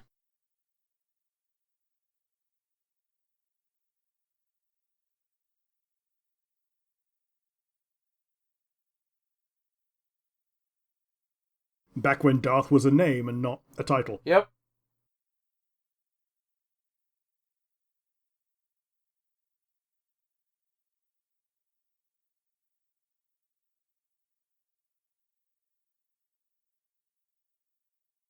There's one thing I'll say for it though, like Darth Vader's fight, both people's saber forms are very different to what they should be.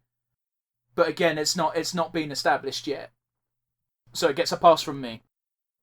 I like how Vader's saber form of combat is basically because the actor can't raise his hand above his shoulders. He kind of incorporates that into the brutality of what you can do. I didn't know that was the reason. Yeah, it's because of the shoulder pads. Makes sense. Like the shoulder pads that extend into the chest piece is such a... Restrictive. I say well made, but like such a solid brick shithouse of a physical prop that you can't do much with it without revealing your space nipples. So you gotta give Prowse credit again then, really. Yeah, absolutely. It's one of those where I've seen Darth Vader in a lot of animated shows now, or by an extent Anakin as well, but I'm specifically going on about Vader, where they do this thing with Vader which I love, because one of the fighting styles I enjoy in any form of media is the type of fighter who isn't technically proficient necessarily, they're just a brute force of nature, as it were. Yeah, they're basically punching someone while holding a weapon. And they do it really well with Vader, especially in animated form, where he always starts a fight, he always wields his lightsaber one-handed, and he just fucking hammers blows, and that's usually enough to take care of most people.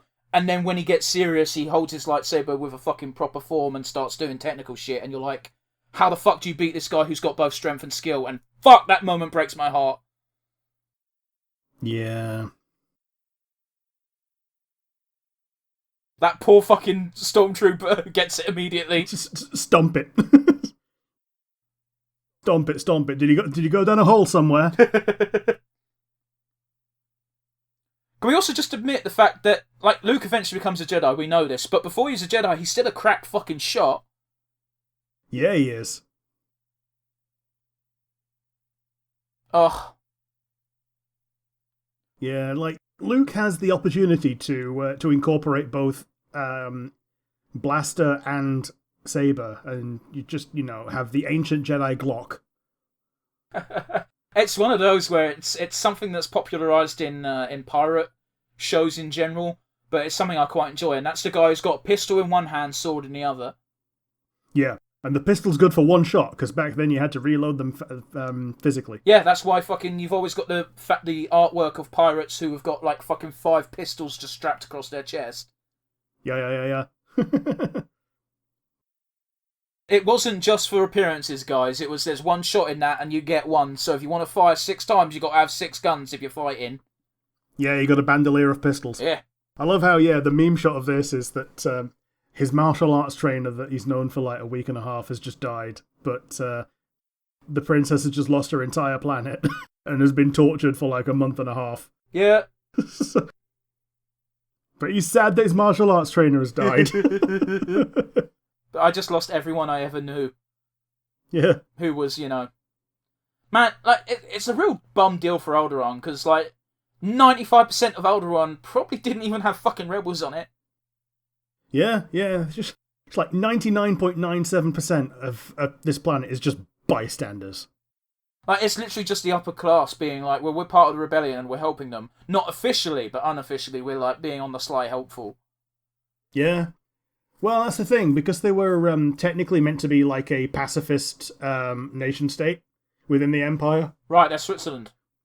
Yeah, that was basically seen as tacit agreement with anything that went against the Empire, because they weren't just all in with, let's oppress anyone who's not a a white human male. Damn. You went there. You're accurate, but you went there. I mean, yeah, like, that's the thing. The reason why all the Imperial people are white human males is because they had to, while they were filming at Pinewood Studios, they had to have a certain proportion of actors be British actors. And the way they did that as an American company was by rebelling against it and making all the white human males that were British actors just villains. Dude. That's why you get so many good British villains, because, you know, they had to have them. Dude.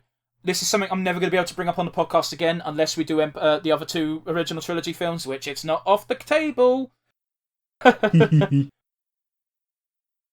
used to have a science teacher in secondary school. His name was Mr. Leach.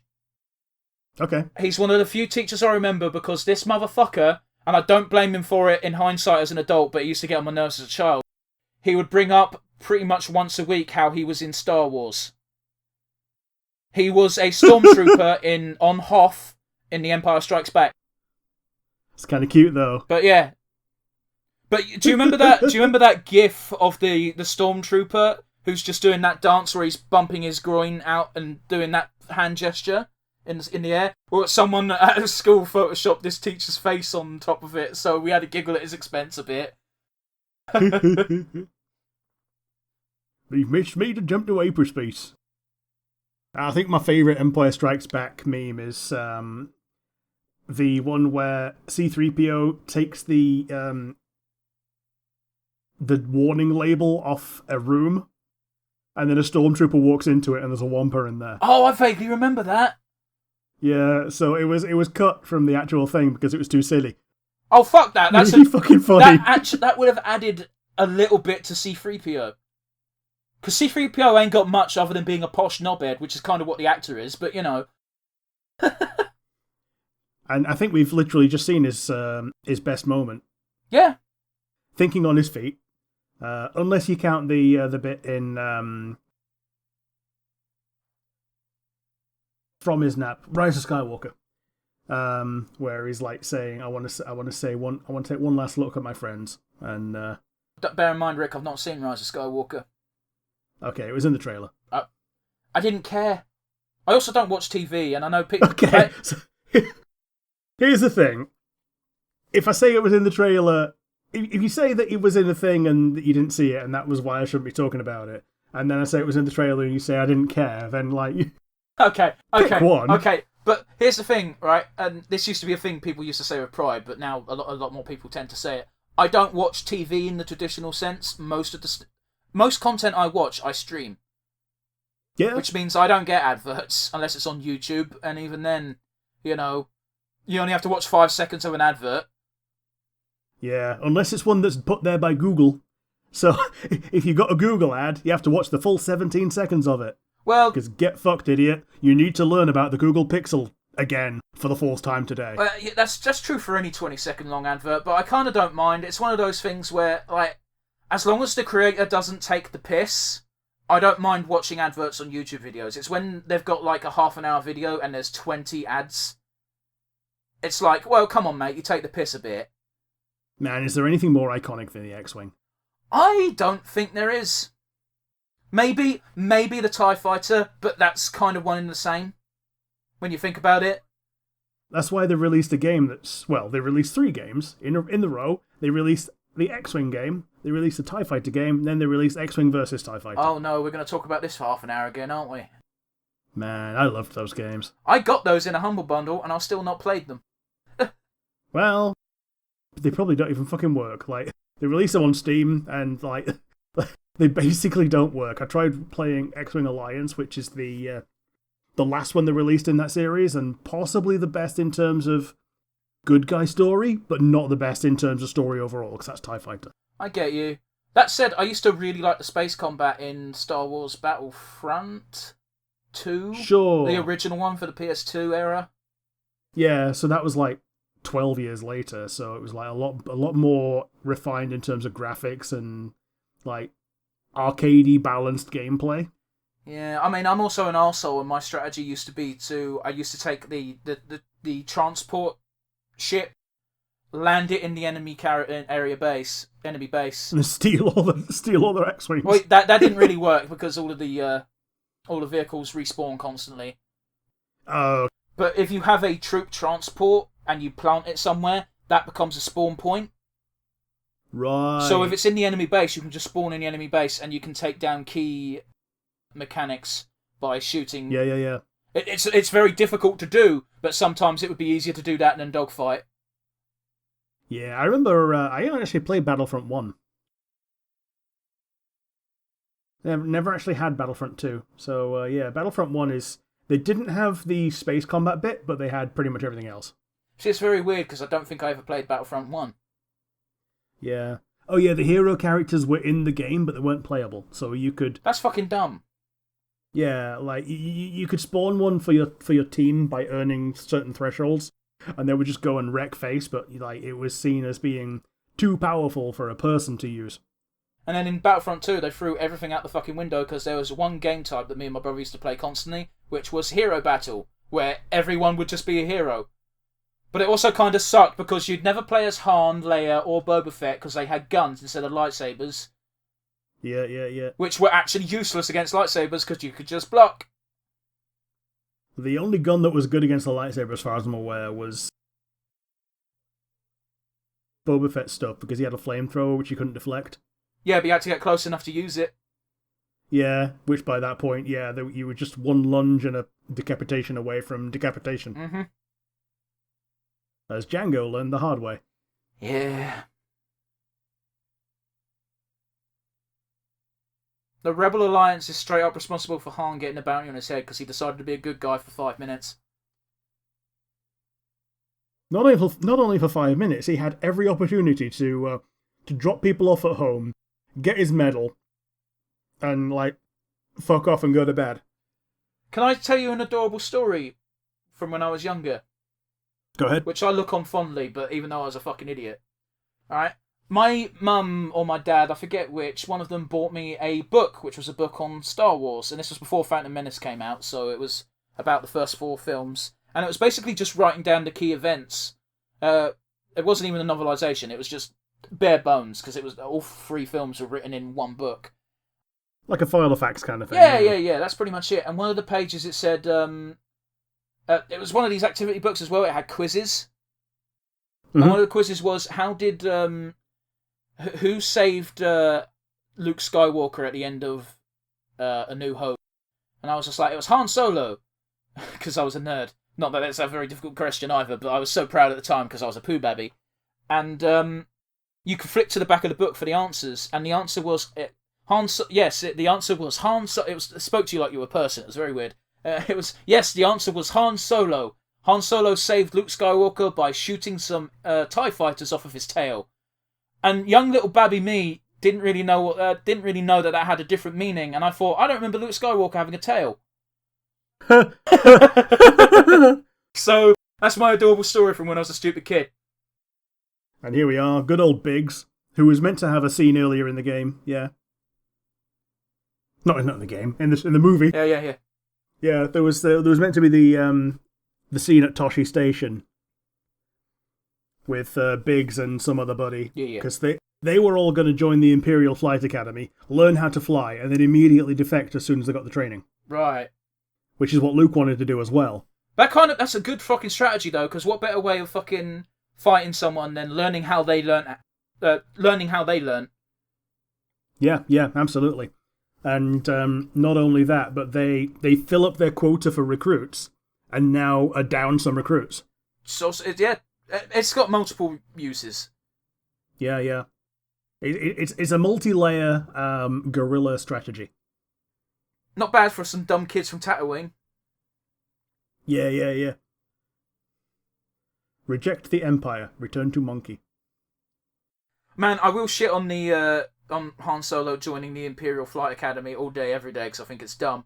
But Chris will attest to this, I freaked out in the cinema when the recruitment music for the Imperial Forces was just the Imperial March. I was just like, that's very funny. Oh, a little bit of behind-the-scenes nerd stuff is the Y-Wings get referred to by the pilots as pigs. because after this, and after they've done the Death Star, one of the things they do for training is they find canyons around the universe and use those as training for if we ever have to do another Death Star trench run, this is how it feels because it's a canyon. But then they refer to the canyons as the troughs, and the Y-wings as the pigs. That's pretty decent. That's good. I like that. So what was that? Was that like from a fan book or something? Yeah, so it was from the... I think it was actually from the X-Wing novels, which... There's 2 authors of them. Like, one of them does 4, then another one does 3, and then they're just ping-pong between the 2 for, like, some, like, cool-down novels. Yep. That are, like, a couple of years later. Yeah, good old Wedge. Man, I do prefer the call-in for the Jedi version of this, where they've got the different coloured team leaders.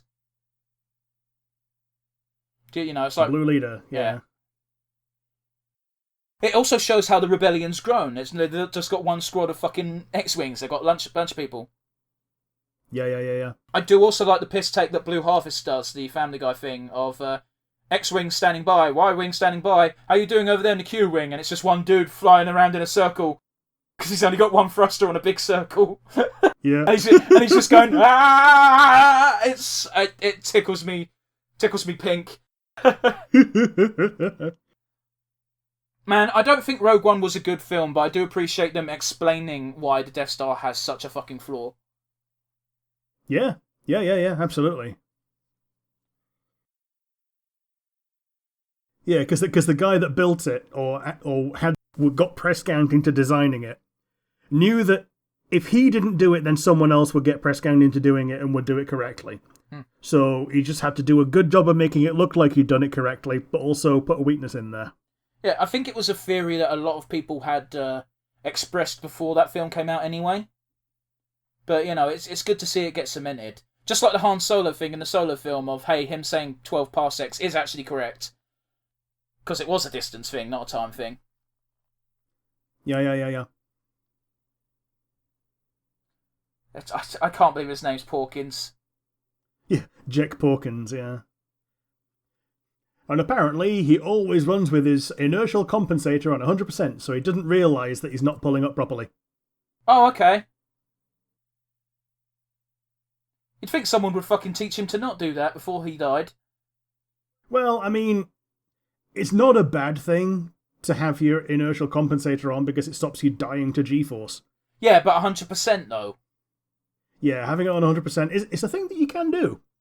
But they even say that Wedge always likes to dial it back to 95%, so he can feel some kind of G's and know when something is acting like it should or not acting like it should. Yeah. Because your body gets used to the amplitude of things that are happening around the universe. No, I get you. Oh, no, Biggs. Man, I didn't watch the final new Star Wars film, but I'm still gutted that they didn't do something with what's-his-name and the other what's-his-name. Oh, I forgot. I don't know the character's name because it's slipping my mind, but it's Bolega. Oh, Poe, Finn and Poe. Yeah, because there wasn't anything overt in the first 2 films, but I was like, there feels like there's a tension here, and I don't know if that's meant to be there. But it feels like they could do something with this if they wanted to. Yeah, they had a bromance going on. Like, all they had to do was remove the B. Remove the B and add the D. Okay. There was no need for the D. There's always a need for the D. Dromance isn't a word, Rick! No, you put the D at the end and you end up with romanced. You know what? I didn't think of that, so fair enough. Nah, that was a good shot. Could you imagine if he fucked that up, though? Yeah. Oh, here come the Y-Wings with their fucking bombs. Yeah, the bombs, which is literally the only thing they're good at. Well, it's just like traditional flying tactics. You got the people who are good. You got the planes designed for dogfighting, and you've got the bombers. Yeah. And then they double down on it in Last Jedi with the super bombers, which are just like fucking. They look like energy drink cans full of fucking pebbles, which somehow obey gravity, despite being in space. Because humans understand things falling when they get dropped. Yeah. So, I understand why they made it that way. But for anyone that knows what space is, it looks shit. Man, I like the subtle hints of Darth Vader being Anakin with him being an expert pilot. Yeah. This is the bit where he says bugger formation at some point. I think he actually says Delta formation. He just said we're going in cover me, so...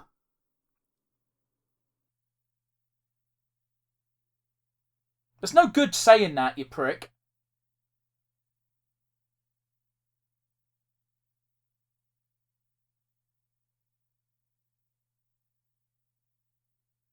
And now they lost you. Yeah, so they've got Red Squadron and Gold Squadron in this. And that's it.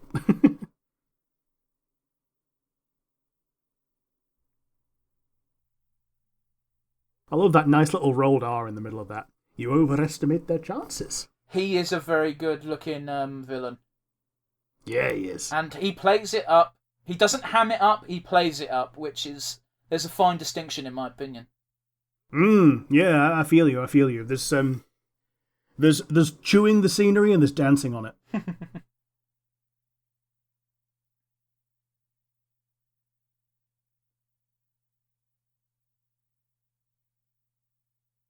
Yeah, the good old space combat. My first love as a Star Wars fan. Yeah, a lot of people are usually drawn to the lightsaber and the Force stuff, but you've always been adamant that your favourite part of Star Wars has always been the space. Yeah, I like having both. I don't like when a film gravitates towards only one or the other, but I understand why they do it, because like one or the other sells. Like Rogue One I like because it... Yeah, there we are. It's close-up formation, not bugger formation, apparently. Man, I'm just remembering, like, there was a phase The Undertaker went through where he was the American badass biker version of The Undertaker, and JR used to always call him Booger Red. And it's just like, I think someone asked him once, why do you call The Undertaker Booger Red while he was like this? And the only explanation anyone ever got from him was, because he wears red and he's a booger man. I heard that from a podcast, so I don't know how accurate it is. Yeah, like for anyone in America, a booger man is just the bogeyman. But like for us, it's a booger.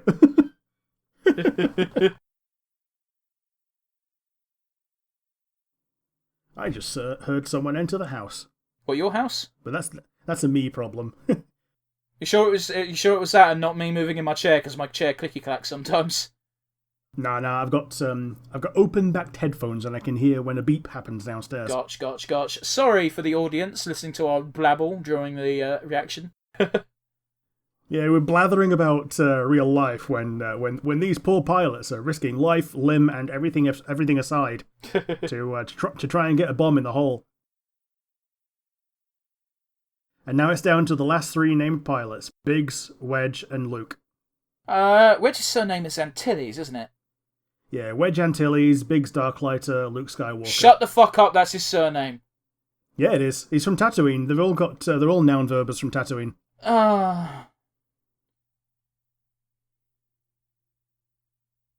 And he's got a little brother.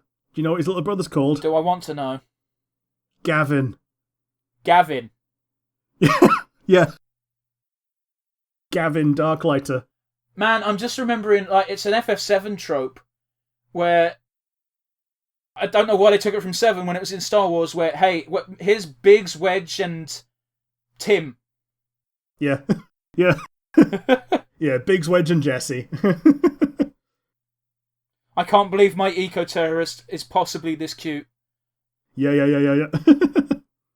Yeah, Biggs and Wedge show up in 6 as well. They're the ones that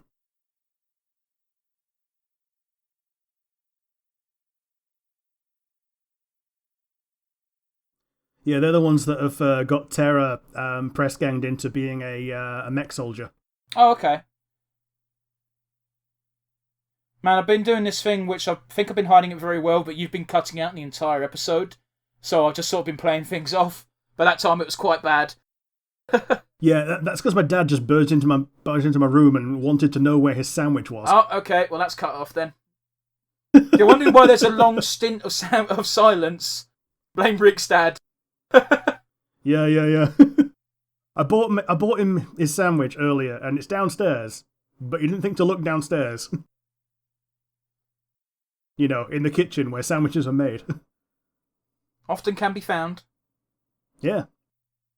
Bought one from the deli, because the deli makes things with ingredients that we don't carry at home. Mm-hmm. Blue cheese, because we have blue cheese at home, it all gets eaten. It doesn't get used as an ingredient for sandwiches. And you got our buddy Chris who uses blue cheese, I feel like, exclusively to make dip with. Yeah. Like, I'll give him credit, the dip is good, but by the same token, I normally just put it into a burger when it's in dip form because it's spreadable. Yeah. Dude, as an aside, R2's screams are always great. Yeah, they are. Make it so. I love Tarkin's "You may fire when ready."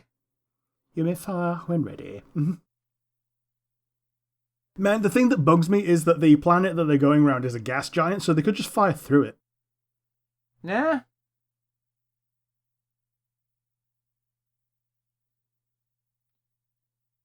I love this bit where he's he fucks up his mate by just like fearing into him after flinching from getting his other squad mate blown up. But to be fair, it took him by surprise, though, innit?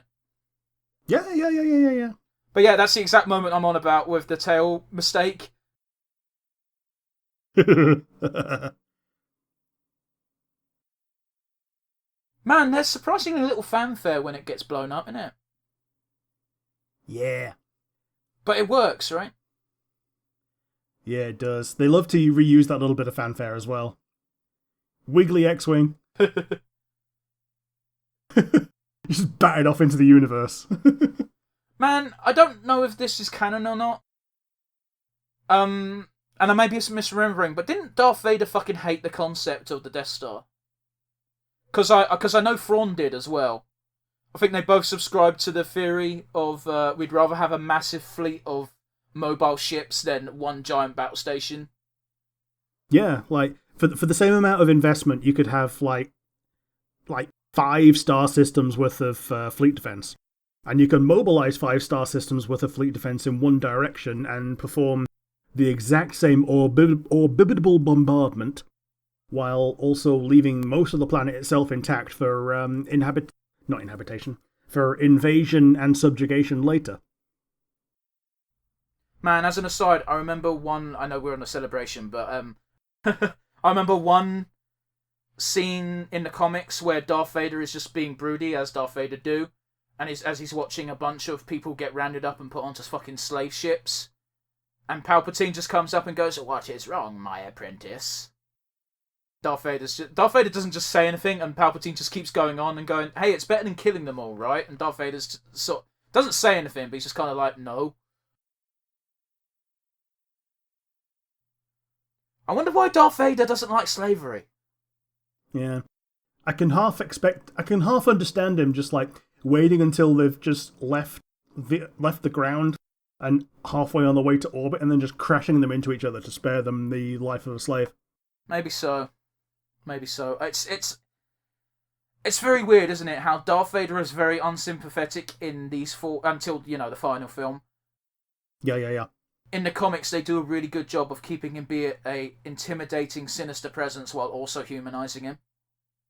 Yeah, having having those human aspects that are kind of sympathetic and sort of betray the humanity underneath.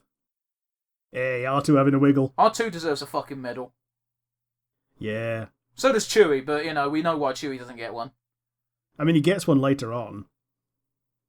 But by that point, it's not only fan service, it's there to be beyond fan service, and it just cheapens it to a degree. Yeah.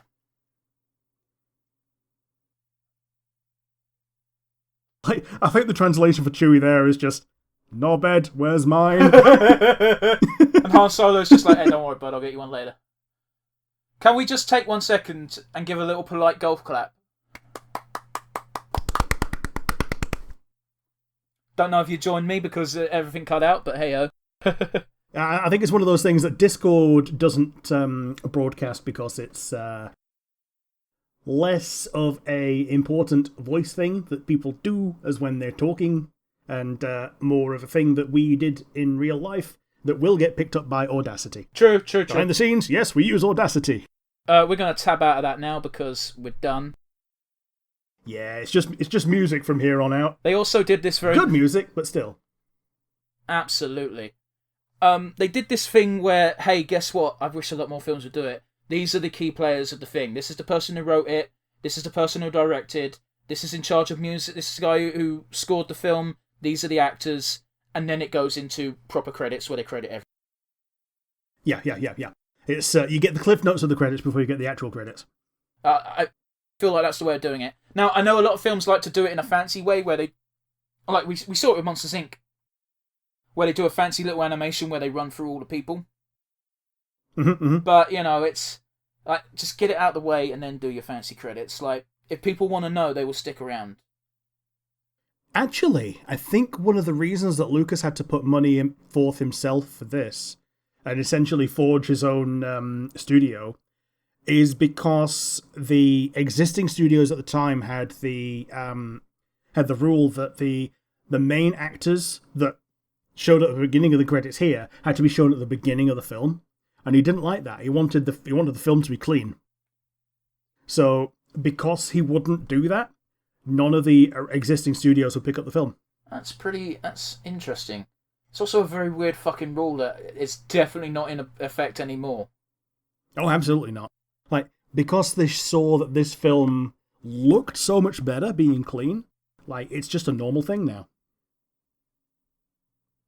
And it's been parodied to shit ever since, but the opening crawl, like, it's iconic now, but at the time it was a brand new rogue thing. Paragraph.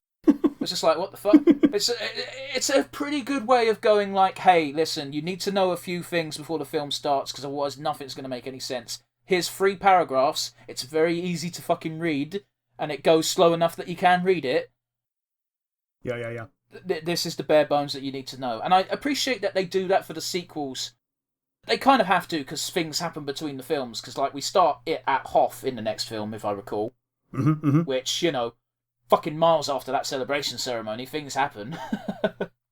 Yeah, it's I think the only ones that are directly after each other are 7 and 8. So 8 is like 20 minutes after 7 ends. See, I was going to say 2 and 3, but the entire Clone Wars series happens between those 2 films.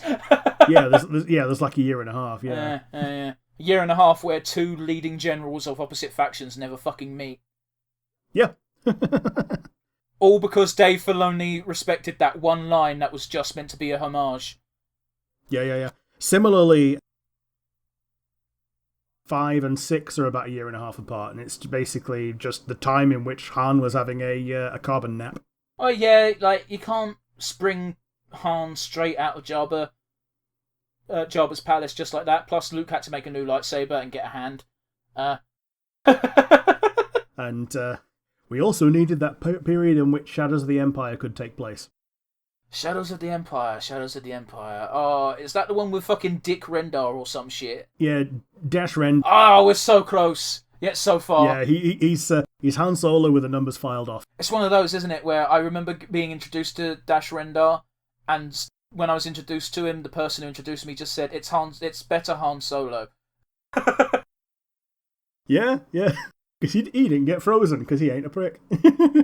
Oh, jeez. But yeah, I don't know if we've spoken for long enough to have reached the end of the credits for Star Wars, because I know there's quite a few of them. We just have. I actually left them still going. Oh, well, thank you. That's the end of the review. That's the end of the timer. We're done with Star Wars A New Hope. Now, the last episode we recorded for the mainstream podcast was Loki, which was very fun to record. But we introduced 2 new segments that are going to be a regular thing, mostly to keep the post-show a bit more cohesive. So, first things first, Rick, what was your moment of the film? It's going to be really biased, but I really like the X-Wing flying through the wreckage of that TIE fighter. Like, yes, there is the Twin Suns moment where the music comes up, but like, if there's just like a 1.5 second gif, it's the X-Wing shooting through the TIE fighter and flying through the fireball. I can respect that. I can definitely respect that. Fortunately for you, my moment of the film is going to be the Twin Suns moment, because it's just such a fucking iconic shot. I respect you for having a different moment, and it's a decent moment. There's plenty you can choose from. It's just, if someone says you can show one thing of Star Wars to anyone, that's probably the moment I would show. Oh yeah, absolutely. Just that entire scene is a very good establishing scene for the raw emotion that there is in the combination of acting, scenery, and music. Yeah, it nails everything. Like, everyone gives George Lucas a lot of shit for most of the things that he's done since, and especially some of the revisions, but at the end of the day, that one scene is a masterpiece, and I don't think he can ever ruin it, and I don't think he ever will.